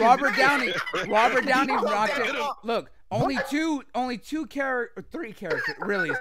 characters knocked it out of the park in their roles, and that was Robert Downey the first time we saw him as Tony Stark, because that was he saved the MCU. Oh, absolutely. But yeah. here's the thing: is Robert Downey has that natural personality. He started it. Yeah, but here's the thing: is he solidified himself in that he solidified his role with that, because of the fact that is his personality. He can portray off that playboy asshole, but who knows that he's smarter than everyone else, but also has the fragility. He has that personality. He could pull that off. So he solidified himself as Tony Stark. We saw Black Panther. Once we first saw him in that role, first in Civil War, he sold it from the get-go that he was a little bit more arrogant when talking about what was going on with his father. And then when we saw him in his own movie, we saw the arrogance, but we saw the man who could and improve and is the leader of a country. We saw him grow into that. He sold that right out the gate. We honestly, it's all going to come down to directing. Yes, I mean, it's good. That's what it's going to come down to. Black Panther showed that Captain America can get his ass whooped. Yeah, absolutely. No, Civil War showed. Hold on. I gotta say one thing about Black Panther and Civil War. I'm glad you mentioned that. Can we say one thing that might be considered taboo, because we all know Black Panther is the truth, that movie. But I feel, was it the Russos that did Civil War in them fight scenes? Yes. Them fight scenes in his introduction in Civil War was way lit than the way he fought in actually his own movie. Like, there was a little bit too much CG. That's my only nitpick. You know why, bro? You know why, Cognito? It's this reason. It's because even though this was the biggest budget for any black film ever in the history, they were still tentative to just go all out with it, because they weren't anticipating Black Panther to go to do all take off like that. It was though. It's like when I first saw him, fam, and they would he caught the missiles, and then what I'm saying, like he was getting busy on that rooftop when he was fighting what's his face? What to do with Bucky? Well, he was a terror hunting them down. Like, yes, I want that, man. The Russo brothers changed the whole game. They went from making comedies to making badass action films, because that's why I think everybody. I mean, that's why everybody can at least put the Winter Soldier up there in the top top 2 or 3, because of the Russos brothers' action. That's what I'm saying. Like, look, keep the director is definitely coming back to do the next Black Panther, but we need some Russo brother-ish type of action. Facts. Because that he gonna give it to you. He gonna give it to you. I seen the interview. I seen the interview with him. Hold on. If there was anything that was the part that you can. That was a negative was the fighting. Trust me. And that was because they put. But if I look at Black Panther, I look at Winter Soldier, and that's the only thing. I just felt it was a great movie, and it's for the culture, for my people. It was amazing. You know what I'm saying? It was done. Nobody ever thought an all-black cast can do. You know what I'm saying? What they directing, writing, and screenplay, the fucking world, all that shit. As a comic book movie, there's something they was doing the Silicon graphics fight over the train, and I was like, And that was because they used too much CG at that point, because of the fact that they had to manipulate the suits. While the suits were themselves real at that point, it was the fact that they were at the point where, hey, they were on the train tracks. We already know that these trains I think it was more of the budget, because they put hey man, them flipping the way that he was jumping. They didn't get a green light on the budget. They got so much on the budget, and what the director did, and that's why I loved it so much. He said, "I want to put that motherfucking swag on this on this movie." He was swag supposed to make it where all of us black folks, all of us, all these people in this, all these people of color in this movie has that look, has that and he says, "I'll take away from the fighting and put a little for the culture." It was for the culture and empowerment. Absolutely. Panther did as a movie on YouTube, and they had Wakanda forever. God damn. They was talking to people in South Korea. I'm about to watch that tomorrow. Hell yeah. One Korean dude said, we looked at white people in Korea as the most beautiful people in the world. He said, when I saw Black Panther, I saw black people as beautiful too. Facts. You got that pride, bro. There was a reason. That's in South Korea. There's a reason why the lady won an Oscar for the costumes. Oh, Yeah, yeah. They went all It's in another on thing. that. It's crazy. Hey, remember that they had their costume After that movie designers. came home, I- Knuckles. I was saying, remember, especially for the fact that they won for the costumes. Remember, their costume designers, the lead ladies who were working on the costumes, spent 2 years out there in Africa sitting down with tribes and looking at their outfits and stuff. This like is that. what's they really spent time crazy. to make that futuristic, but still very tribal. Facts. Around the world who don't know about our culture in Africa, right? Where we come from. To Wakanda. Facts. Not knowing it don't There's no exist. Wakanda. And it don't Right. exist. Yeah. That's how you know how moving that movie was. Absolutely. Exactly. That movie, Crazy. that and Winter Soldier Yeah, was those are my the two.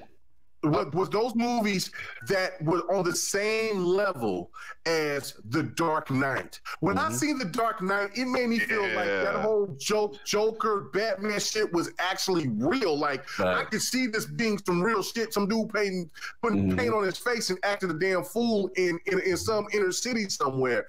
That is where that's the testament of great writing and all that. I get where Fonzarelli and where you are at on this because but I think, like I said, I think that the movie with Captain Marvel is the biggest problem was the fact that it was rushed and that the editing was not properly right. Because if they lost out 40 minutes, we don't know what was in that 40 minutes. Not 40 minutes. Not 40 minutes. 40% of the original script was cut out. Yeah, that's even longer. The origin movie. It's one. We gotta realize movies ain't over the top crazy good. Thor, the first Thor was good. It was all right. It wasn't. No, it wasn't. Not me. I liked it. That's me. I liked it. But what I'm saying is, it wasn't over the top better than the first. It was one of the better. It was one of the better I didn't origin like the first films. Iron Man. I thought it was okay, but the sequel, you know, you want more. They supposed to get better with time, like wine. You understand what I'm saying? So for origin story, yeah, it was good. Is it perfect? Ain't no goddamn movie perfect. Winter Soldier though. Winter Soldier was not a first movie. Winter Soldier. True. Guardians That was is not a first movie. Guardians was almost perfect. If you want to say that, it was dope as hell. It's probably their best. That wasn't even a Captain American movie. Hey, that what was about not. Ant-Man? That was an What about Avenger. Ant-Man? Was really good. Watch your mouth. Watch your You mouth. want to take credit, but it wasn't a Oh, Captain no. American movie. Oh no! Oh no! That shit is called Civil War. Oh, Stop. You know what I'm saying? That was Avengers Civil War. oh no! Hey, this is what I wanted. Hey, what boys is that? What the Iron Lord said? Lord Evans. Lord Evans. Lord Evans. Oh, ándale chingarlo contigo. The Lord Evans. Man, you put some respect on that name. Hey, he said Lord Evans. You heard the way he said that? He dragged that out. He said it. He's like, Lord Evans. He know if they'd have made a Captain America 2. Listen. Yeah, well. So they went straight to Civil War. Hey, I'm about to take that flight to New York, man. We about to Oh, hey, I'm coming out there with the camera. I'm gonna record this. Hey guys, it's going down in LA. K-Mega gonna come for the kid. I'm gonna have some Oh, my mouth. man. I'm gonna rob you. Don't get on the plane. I'll buy you security. Don't worry about it. I got you. Stay right in OKC. You good? He said, "Stay there. You ain't going nowhere." Word. Now, that's my, that's my I'm gonna boy, tell you man. one thing. In the comic books, I didn't rock with them, but in these movies, I want to see Cap kick Same here. ass. I'm with you. Chris, what's his name? Chris Evans is his name? Yeah. Chris Evans, yeah. That dude, when they put him on that silver screen, when he was in Infinity War, he was in the battlefields getting busy. Yeah, he was. When Groot said, "I am Groot," he says, Yeah, that was funny. Yeah, Spider-Man was like, "Yo, what's up?" Introducing himself. Yeah. Hey, oh man. Hey man, what had me rolling is when I know my boy wasn't ready for that fade. He wasn't ready. He said, look, I'm throwing these hands on you, Thanos. Thanos grabbed that shit like, what are you doing? I'm like, get him, Cap. Don't you hurt my Cap, man. I'm about to take out my clothes. That was one of the times that screen. Like, get off my boy, Cap. Hey, get off of him. Hey man, that's when we saw like Cap really at his like limit when he was legitimately angry. I really do think I'm finna shed some tears, man. Yeah, I really do think I'm gonna shed some tears. I'm telling you, if they shed some tears if he die. Oh, absolutely. If they do, I will legitimately be sad because like I'm a Cap fan. Like Cap has always. I don't want to see any of them go, but we know they got to make change. Hey, I know they're not killing off Iron Man. Been sacrificing a lot of his. They're not killing off Iron Man though, because of the fact that Robert Downey's already said that if they write a story that requires or is good enough for Iron Man to return, he'll do it. But he wants to step down for a while. The only one I know that has said that he's gonna take a producer role but not gonna be active for a while is gonna be Chris Evans, Scarlett Johansson, and I think Chris Hemsworth was originally going to, but he said now he wants to stay on as Thor for a little while after Ragnarok. Dope. Yeah. Dope. But everyone else, for the most part, is going to be taking producer roles and just going to be helping to guide Marvel. But most of them aren't going to come into the storylines unless the story absolutely needs it. It's Black Widow's time right now. It's Black Widow's time now to take over the mantle. Hey, man, right now I'm excited. I'm excited for what they're going to do with Hawkeye and Endgame because now we got finally getting to see Ronan, and I love Ronan. We'll get to see Ronan, but yeah, I think but this is the end of his contract too. Yeah. And I really want to see what they're going to do with the Hulk because I mean the Hulk has been there, but I mean. I'm still hoping that they. That's all I care about. I'm still. He better come out. Hey, look, I want to see the birth. I I want to see the birth of Worldbreaker Hulk. I want to see Worldbreaker Hulk. I want to see Wolverine Hulk. Yeah, you know what I'm saying. I want to see Wolverine Deadpool Hulk. What you want to see is the baseball special. That's what you want to goddamn see. Don't you deny? Yeah, the fastball. Hey, fastball special. Rule number one about the fastball special. Don't talk about the fastball special. Right. Number one rule. But nah, man, I think it's gonna be interesting on how it all plays out. But Captain Marvel had its issues, but it's understood why it's there. But what's gonna happen after Endgame is gonna be the big key on what they're gonna do after all this.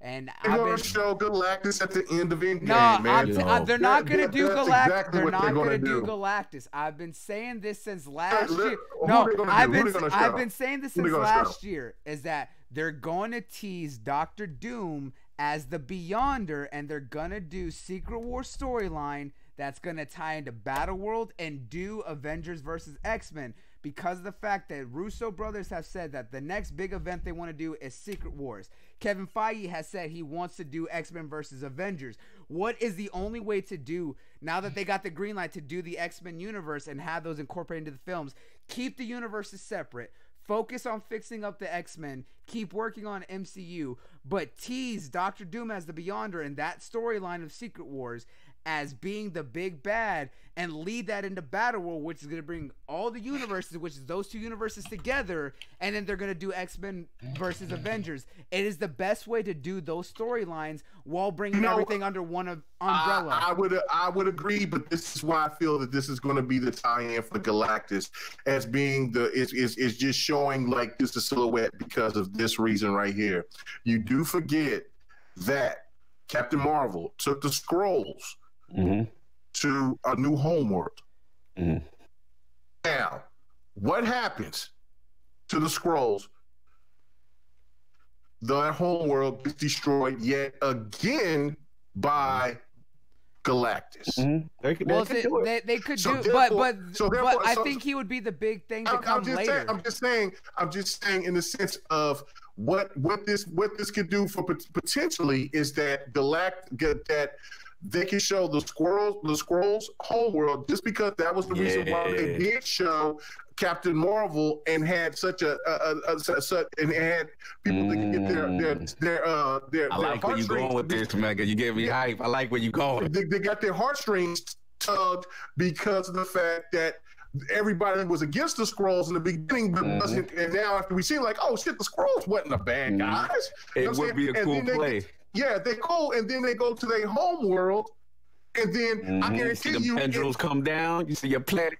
Right, and I feel that there's still some Skrulls out there on Earth that will help the Avengers fight Thanos as well, and then which will tie in to why everybody will be like, "Oh man, the Skrulls is the shit." And then at the end of the the credits, they'll show the Skrulls' homeworld getting killed by a big shadowy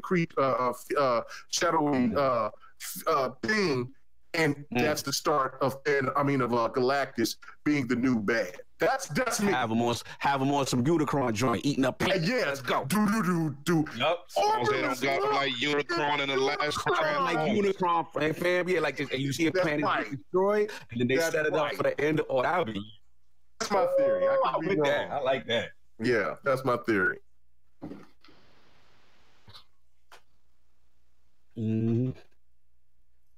He said that's my theory. That's my theory. I just think. But here's the thing, Mega. I'm not downplaying your theory, right? I'm not. You are. No. You are. No. Here's the thing. Remember. Here's the thing, right? Is that Galactus is in the X-Men universe, right? He does not exist right now in the MCU because of the fact that he's not tied into that MCU. We need to bring the universes together first. And then we could focus on Galactus, because remember, that's when we can introduce the Silver Surfer as well. Because remember, the Silver Surfer is the herald of Galactus, and it isn't until Galactus attacks that the Silver Surfer turns on Galactus and helps out the Fantastic Four. They can still freak it in a way that he is the same way they introduced Thanos at the end of the first Avengers. Like, he's in the background. It's this background. And we could talk about we could build up to it. We could talk about some of the planets going missing because of the fact that, remember, we could lead into that, because we've already seen on Nova and from the Nova Corps that they've talked about how planets have gone missing before, and how some of them were destroyed from the Kree takeovers and all during the Empire.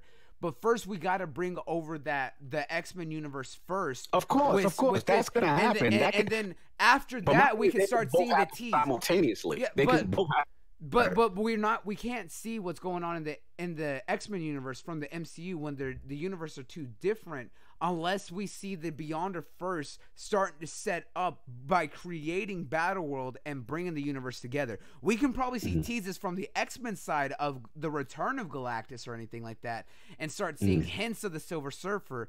And then after Battleworld and Secret Wars, then we could see the actual arrival of the Silver Surfer and that whole aspect setting up. That would make sense by setting up Galactus as a big cosmic villain, because the fact that then smart. What would be smart is that if they were really smart, is that, because I really do hope that they bring over these X-Men characters. We already know that they're doing that, because back in January, Kevin Feige got the green light to say, hey, the deal with Fox is going through. You're good to start using the X-Men characters. And he said at that point that he already started speaking with the writers to start writing for the X-Men. That's why all the projects that were on I'm not talking about that. I'm talking about the actors that are acting as the X-Men people. I want the X-Men, the new X-Men family that we got now. I want them to stay. It's just some of the story. Okay, but let me make the point, right? Okay. So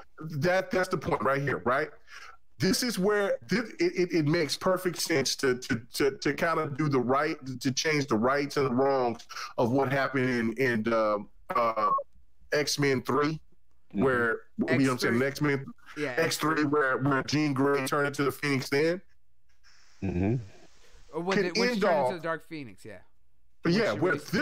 where you have, I call it Stanza Stark, because I just love it. You know what I'm saying? Where Stanza Stark turned, you know what I'm saying, is doing the Dark Phoenix, and then that sets up for the MCU to take over right after that, because what it does is introduce the intergalactic side of the X-Men universe with the Ashar. I forgot how you say them. The people with the silver helmets and shit.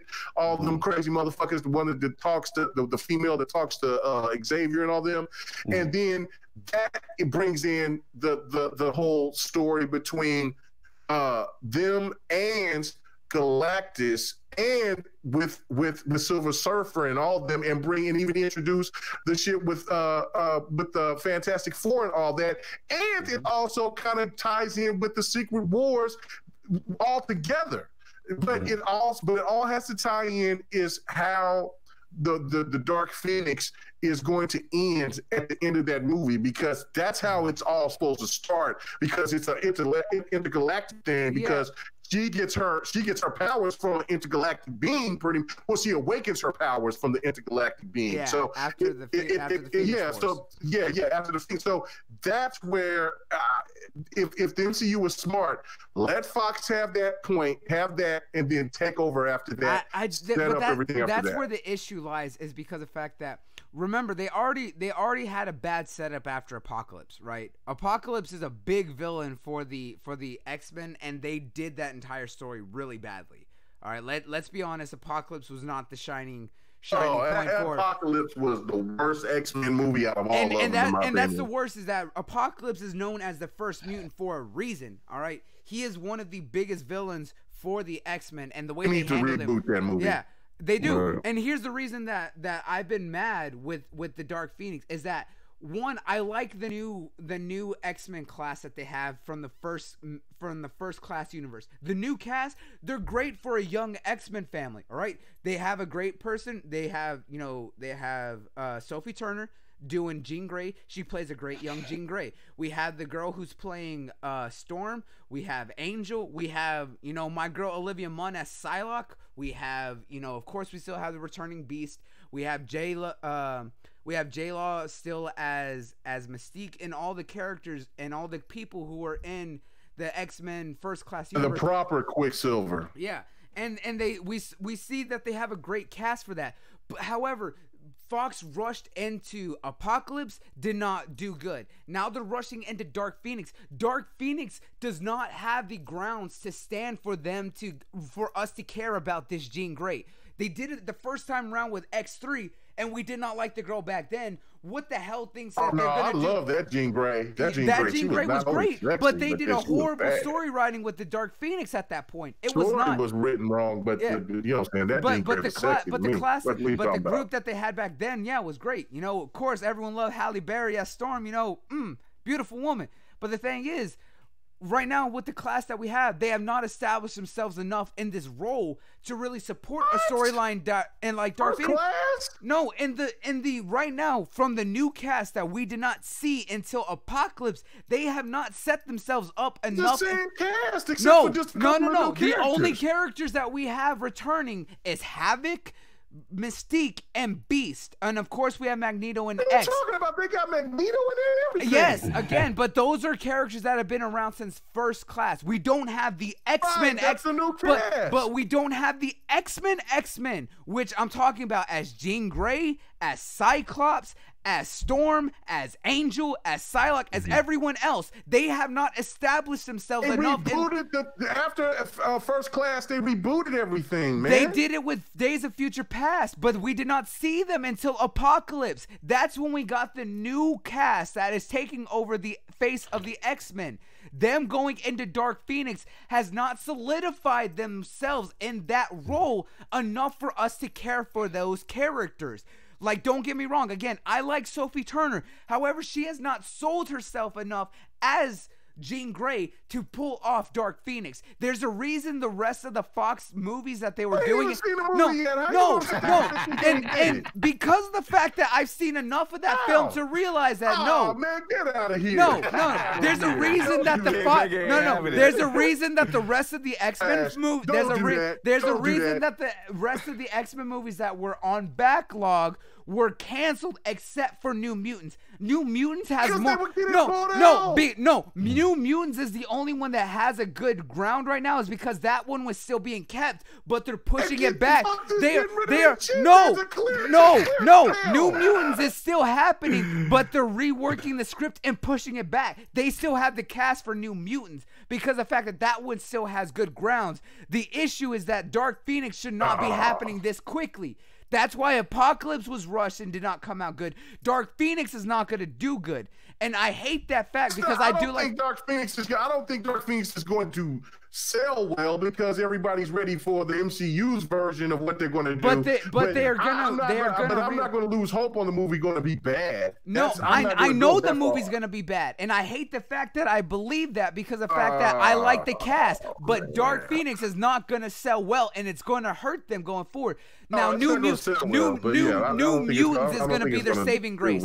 New Mutants is going to be the saving grace for the X-Men besides whatever's coming after that with them reworking it. That is going to be the saving grace for the X-Men universe to bring that forward going into how it's going to tie to the MCU. Man, when they bring that together. I'm going to be pretty upset if they don't bring in that cast. I don't know how everybody else feels. But I want them to keep the cast. That's what I'm saying is I want them to keep the cast. However, Dark Phoenix is not the film to do next. That is not going to help them. The Phoenix Force in line with what's going on with everything in the MCU. But no, because the fact that they're rushing the Dark Phoenix storyline, they're rushing the Phoenix Force, and they have not solidified Jean Grey yet and her powers to be able for us to really care for understanding the Phoenix Force.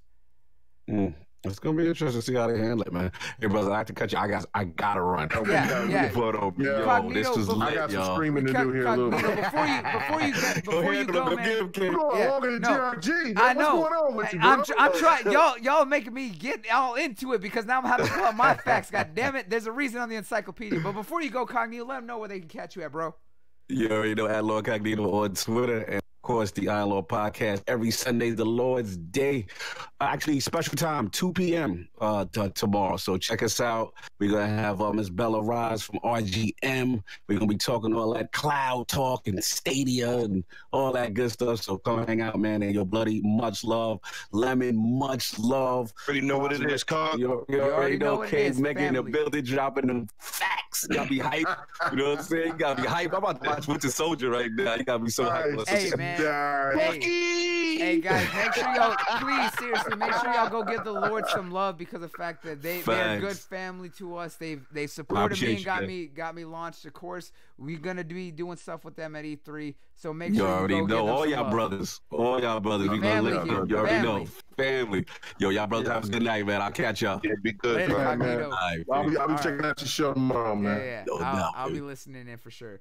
But now, guys, now that we're done with this, because of the fact that me and K-Mega are going to be going all night if we keep going back and forth on the X-Men topic, I want to give just a few minutes here because of the fact that I have it showing and I didn't say nothing about it. And, you know, Soul's already gone because he had to dip out earlier. But, guys, I want to talk just a few minutes on Shazam because I got to see it 2 weeks early before everyone else goes to see it. And, man, I got to say, I personally really love Shazam. And Soul will give his thoughts on that later. But I love Shazam, right?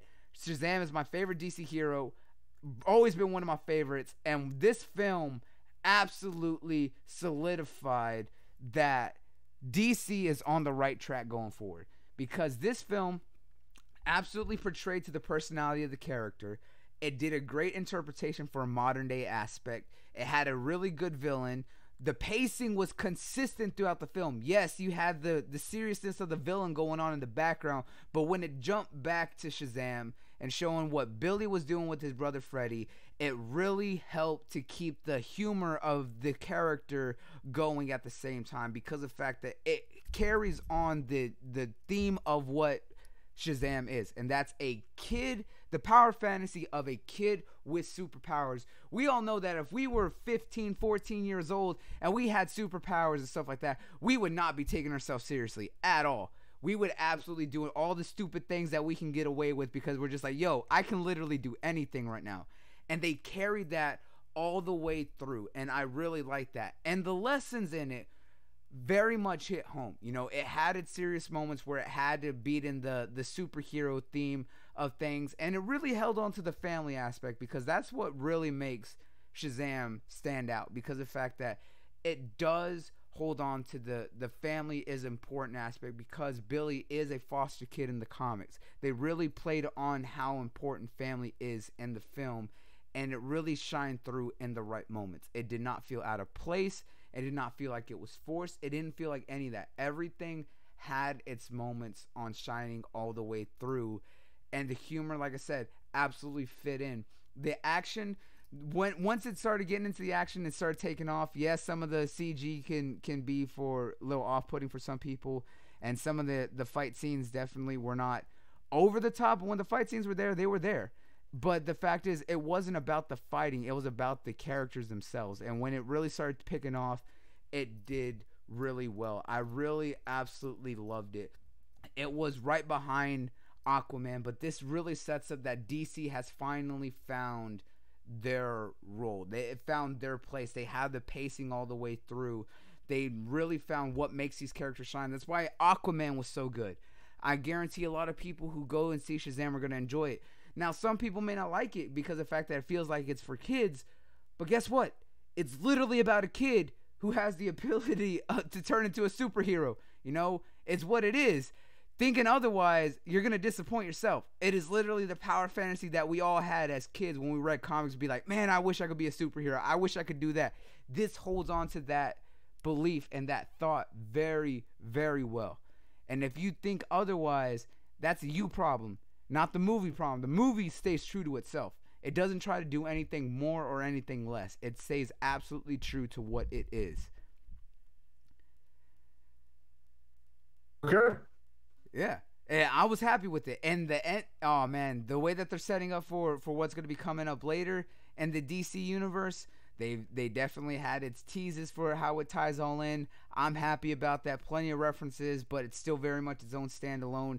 They already got their sequel in place, and I'm still waiting for Black Adam, because that's still my favorite anti-hero villain character, and I'm really looking forward to that film when that comes out. But man, I tell you what, I'm absolutely happy with everything that's going to be coming with DC going forward. Thanks to Shazam, thanks to Aquaman. It's absolutely worth checking out. Please go and see it if you're interested in it, because it is absolutely going to be worth it.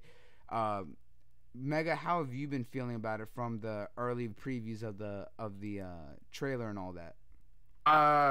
Looks corny, but I mean, my old lady wants to see it. She thinks it'll look cute, and I mean, Shazam. I understand. I mean, I followed him in the comics and also in the DC lore with not only with the games and Injustice, and also with the animations.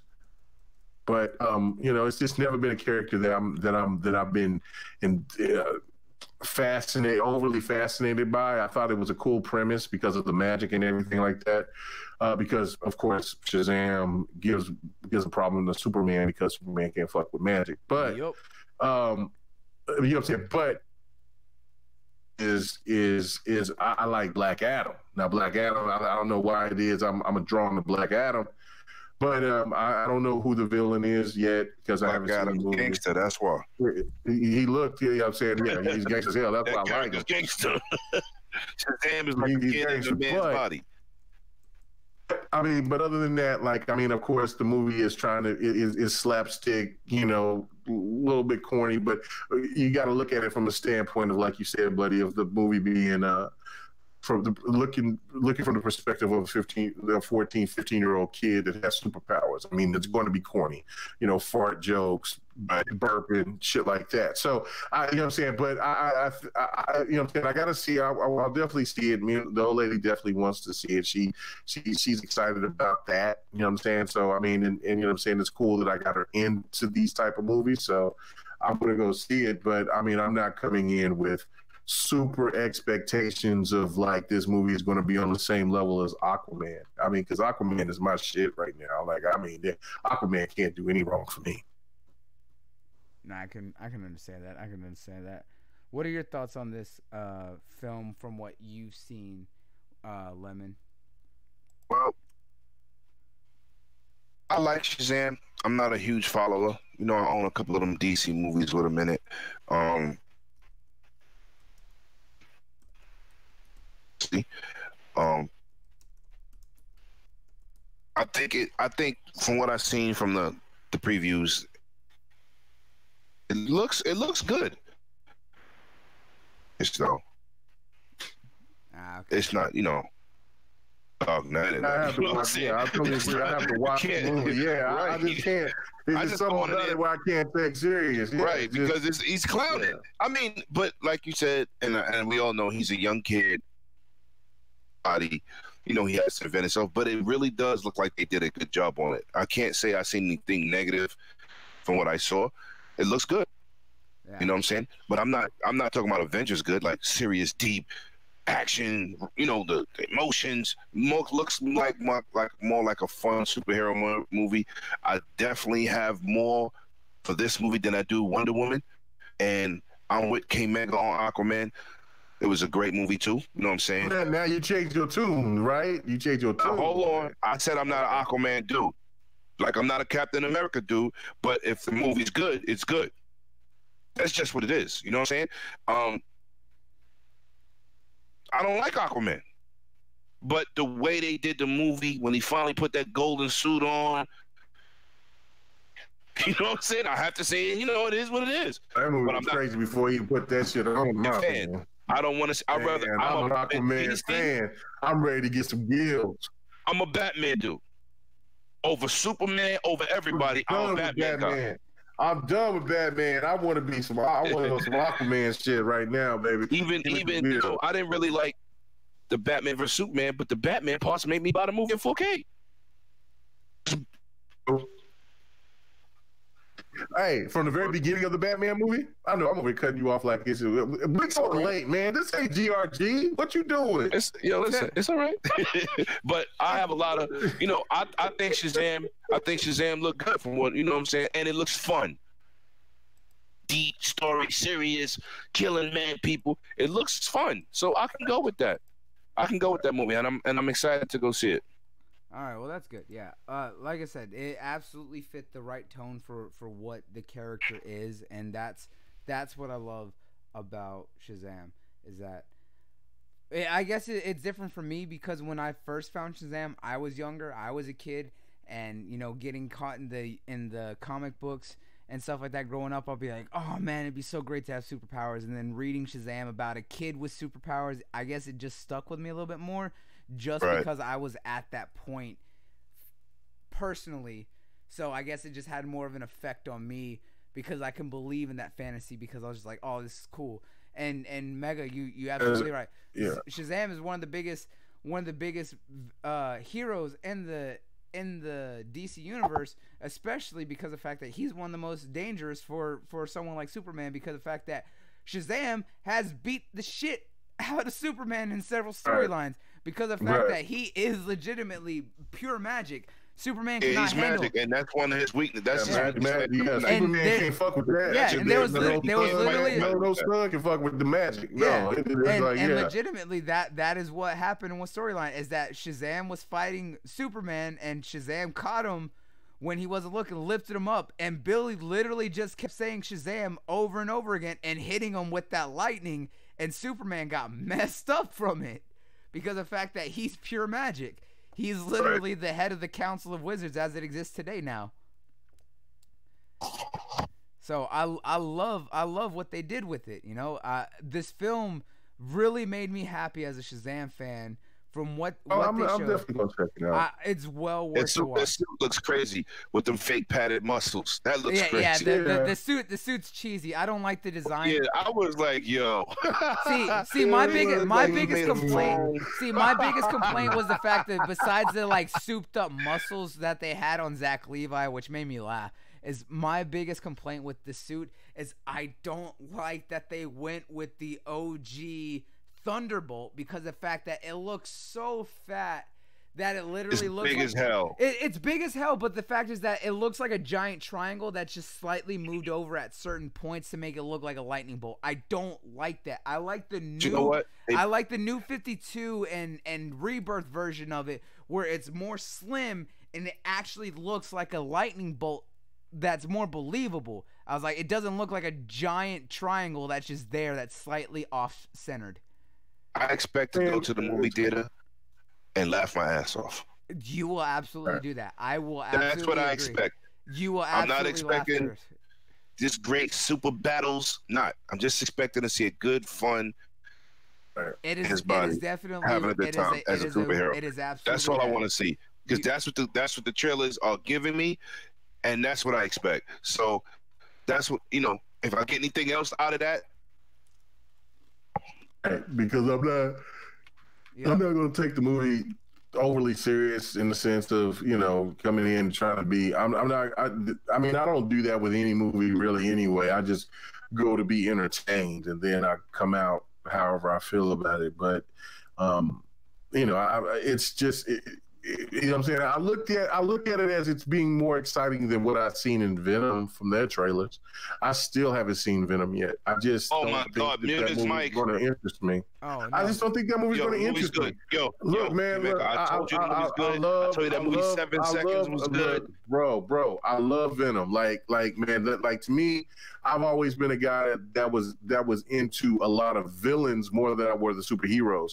And Venom is serious to me. And this Venom looks, it looks all right. You know what I'm saying? But Venom does a great interpretation for a modern day Eddie Brock and stuff like that. I understand. Yeah, but how dark is the movie though? The movie has to be dark to me. It's dark. It has moments. Yeah, it has its I'm telling you, Mega. You know, I'm quick to say something ain't good. That movie was good, and I was just like, how you gonna make a Venom movie that's not connected to Spider-Man? That's stupid. Oh no, that's fine. No, but I was like, that movie got to be dark, bro. It's got to be on a. It's an origin story. Origin story starts with Spider-Man. You understand what I'm saying? So when I went in there, I was like, how the hell are they going to do this? Then I was like, you know what? When I watched it, I bought it. I don't know. I still got to check it out though. But anyway, that's cool. Look, Shazam. I'm gonna check it out. And you know what I'm saying, I'm not coming in there with high expectations just because I'm not really caring about that character. I'd rather seen Flash or Cyborg or oh no, after that Flash in that DC movie, I'm good. No, Flash in the DC movie was dope. I did not like Ezra Miller. I hated that Flash. Man, he was funny. I liked him. I thought he was so cool. awkward. I don't like it. The boy don't know how to run. You know what I'm saying?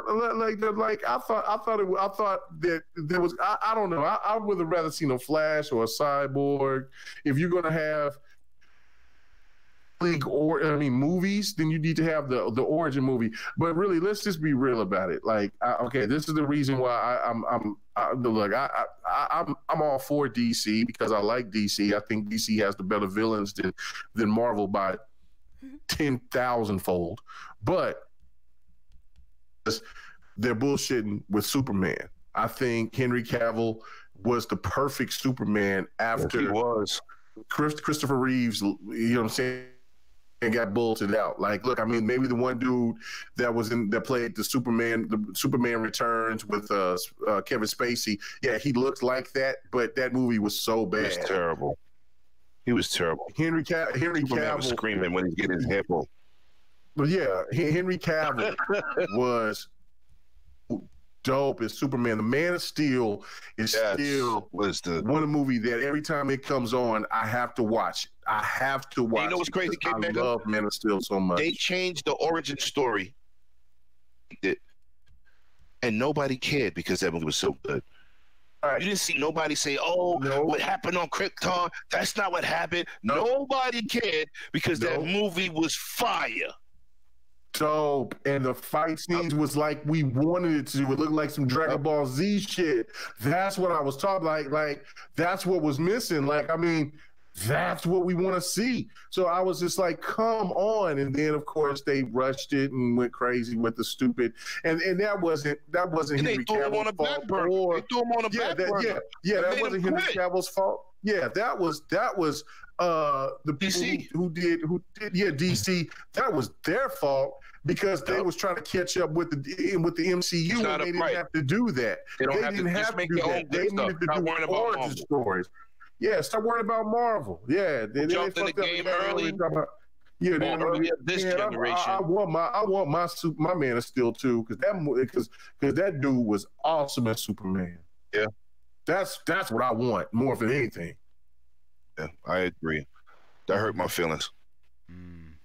Wonder Woman sequel. I really don't. I mean, I'm going to watch the Wonder Woman sequel because you know what I'm saying? Because I think was Ben very Affleck did a great job as Batman, an older Batman. He did. Awesome. He did. Not so much. We don't want Ben Affleck as Batman. First of all, that dude is a great actor and a great director. I don't know what people be complaining about. Yeah, well, he finally stepped down. That's a fact. I agree. I really liked it. I really liked him in BVS. I hated what they did with him. Awesome job, and he quit because DC don't know what they're doing. Well, it's not just that. It was also part of the fact that he said he couldn't write a script that he liked for Batman, for the Batman film. He said he tried to do multiple scripts and it just wasn't working on what he wanted. So he just. I seen an interview the other day about that. But listen, man, sometimes you just gotta make things work. Yeah, I agree. Great job. He did a great job. He did. He actually made Batman. They act like they were talking about somebody that packed bags at a supermarket. Stop. Yeah, he told him. Come on. The beginning of Batman v Superman, that shit was so crunk when he was sitting there in the dark and that Mexican dude was like, or Latino dude, he was like, the demon, the devil, he's dead, he's here. He's like, I'm not coming out there. Like, that really right there was probably the dopest scene to me in the damn movie is when that cop was over here like, well, we'll set you free. And he opened up the damn, he opened up the cell and dude closed it like the devil is here. And that suit was incredible. Yes, and Ben Affleck was sitting in that corner. I said, what? Oh, he was branding the thugs with the Batman symbol. Said, boy, you don't get more gangster than that. Yeah, man. He was branded. And then fighting them demons and shit in his dreams. I said, wow, this is what I'm talking about. Well, that wasn't his dreams. That was literally a different future that he was fighting the the Flashpoint. Yeah. He was fighting the parademons, and that's when he was killing people straight out, and then Superman lasered him in the face, and then Flash reset everything, and that's when he woke up with all that. I won't say he was the best Batman. I thought he was the best. I didn't say that. No, hang on. Damn good. I would say. Hang on. Hardy said that in the chat. Yeah. And he's close. No, he's one of the. To me, he's the best Batman because Michael Keaton was the best Batman. Michael Keaton was the best Batman. Keith is the best Batman, and then come Christian Bale, and then. Ben Affleck. Okay, well, hang on. Michael Keaton played a good mid-aged Batman and had the little quippiness of Batman, whereas I'll say that definitely Christian Bale had more of the drama style of Batman, but Ben Affleck absolutely killed it because he played that old age grizzle, been doing this for far too long, seen some shit Batman. Like, he was perfect. Literally, hang on, because we have to look at the different eras of Batman. Ben Affleck played the Dark Knight Batman. And I'm not talking Dark Knight like the Dark Knight trilogy that Christian Bale, no. If you look at the actual Dark Knight series of comics, this is when Batman is an old man, been retired, been through some shit, and then finally coming back into it. That is Ben Affleck's Batman. Oh, yeah, Ben Affleck in Batman vs. Superman was perfect. But in Justice League, he seemed... they turned him down. They made him a little punk ass, and I did not like that. They made him a punk. Huh? Buddy, I gotta be to work in 4 hours. All right. Well, we gotta wrap this up. we wrapping this up right now. But like I said, it's 11 o'clock. I know, man. We hit 3 hours. Goddamn. This is what happens when everyone be talking about some good stuff. Look, guys, all I gotta say is that DC finally on the right track. They finally knowing where they're going. They finally got good directions with their movies. They got great pacing. They're getting better story writing. I'm really looking forward to what's coming up next because DC's finally hitting their stride, whereas Marvel's already hit theirs, but their issue still is pacing within their own movies. But that just depends on the director.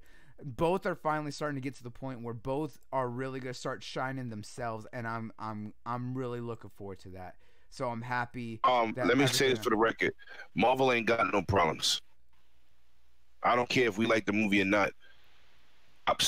DC got flops. DC That's does the problem. DC got flops.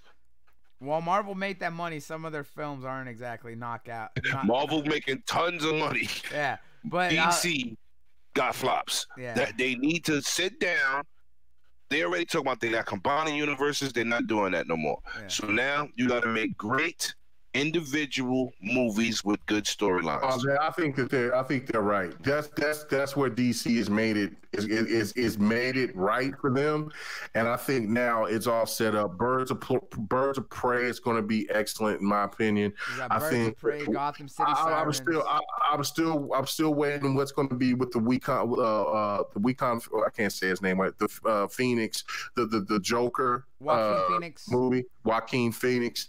It looks really weird, but I think that movie is going to fuck me up because it's going to be so good because it just doesn't look like it's going to be good. Because it's going to be in that same realm of, and that's realistic, and then you're going to see the psychotic part of it, and that it's going to be more of a drama that is more than a comic book movie, and that's why I'm kind of tripping out on it. But so I got hope for it, but I'm still reserved for it. But I do think Birds of Prey is going to be absolutely incredible. But I am nervous about Suicide Squad 2 because it's going to be a reboot, and now that Will Smith is not doing it. He's not doing it. That's a problem. But I think honestly that they should reboot it because now that they got someone like James Gunn helping to lead it, I think I don't know, man. Because now he's back with the MCU. But remember, he already said that he is not starting production on Guardians 3 until after he finishes what he's already contracted with. But you know what? This is what James Gunn did that kind of pissed me off, though, in that it didn't piss me off because it pissed. Okay, let me just put it like this: James Gunn's version of Suicide Squad is going to be completely different from what we've seen from Suicide Squad. Now, I loved the last Suicide Squad. I thought Will Smith was dope. I liked Enchantress. I liked that whole setup. I didn't think it was the best movie of all time, but I thought it was really good. I enjoyed it. The only downside was Killer Croc.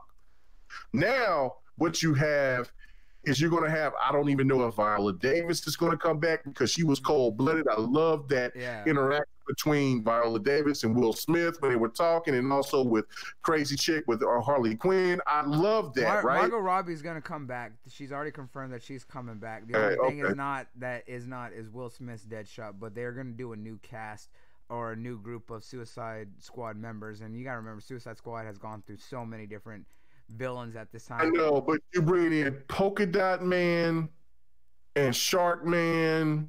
That's not his actual name. It's King Shark. Like a shark. It's King Shark. King Shark. King Shark is badass. I like King Shark. I'm okay with King Shark. I understand it. But Polka Dot Man, and I'm pretty sure he's going to probably be the dopest character out of all of them.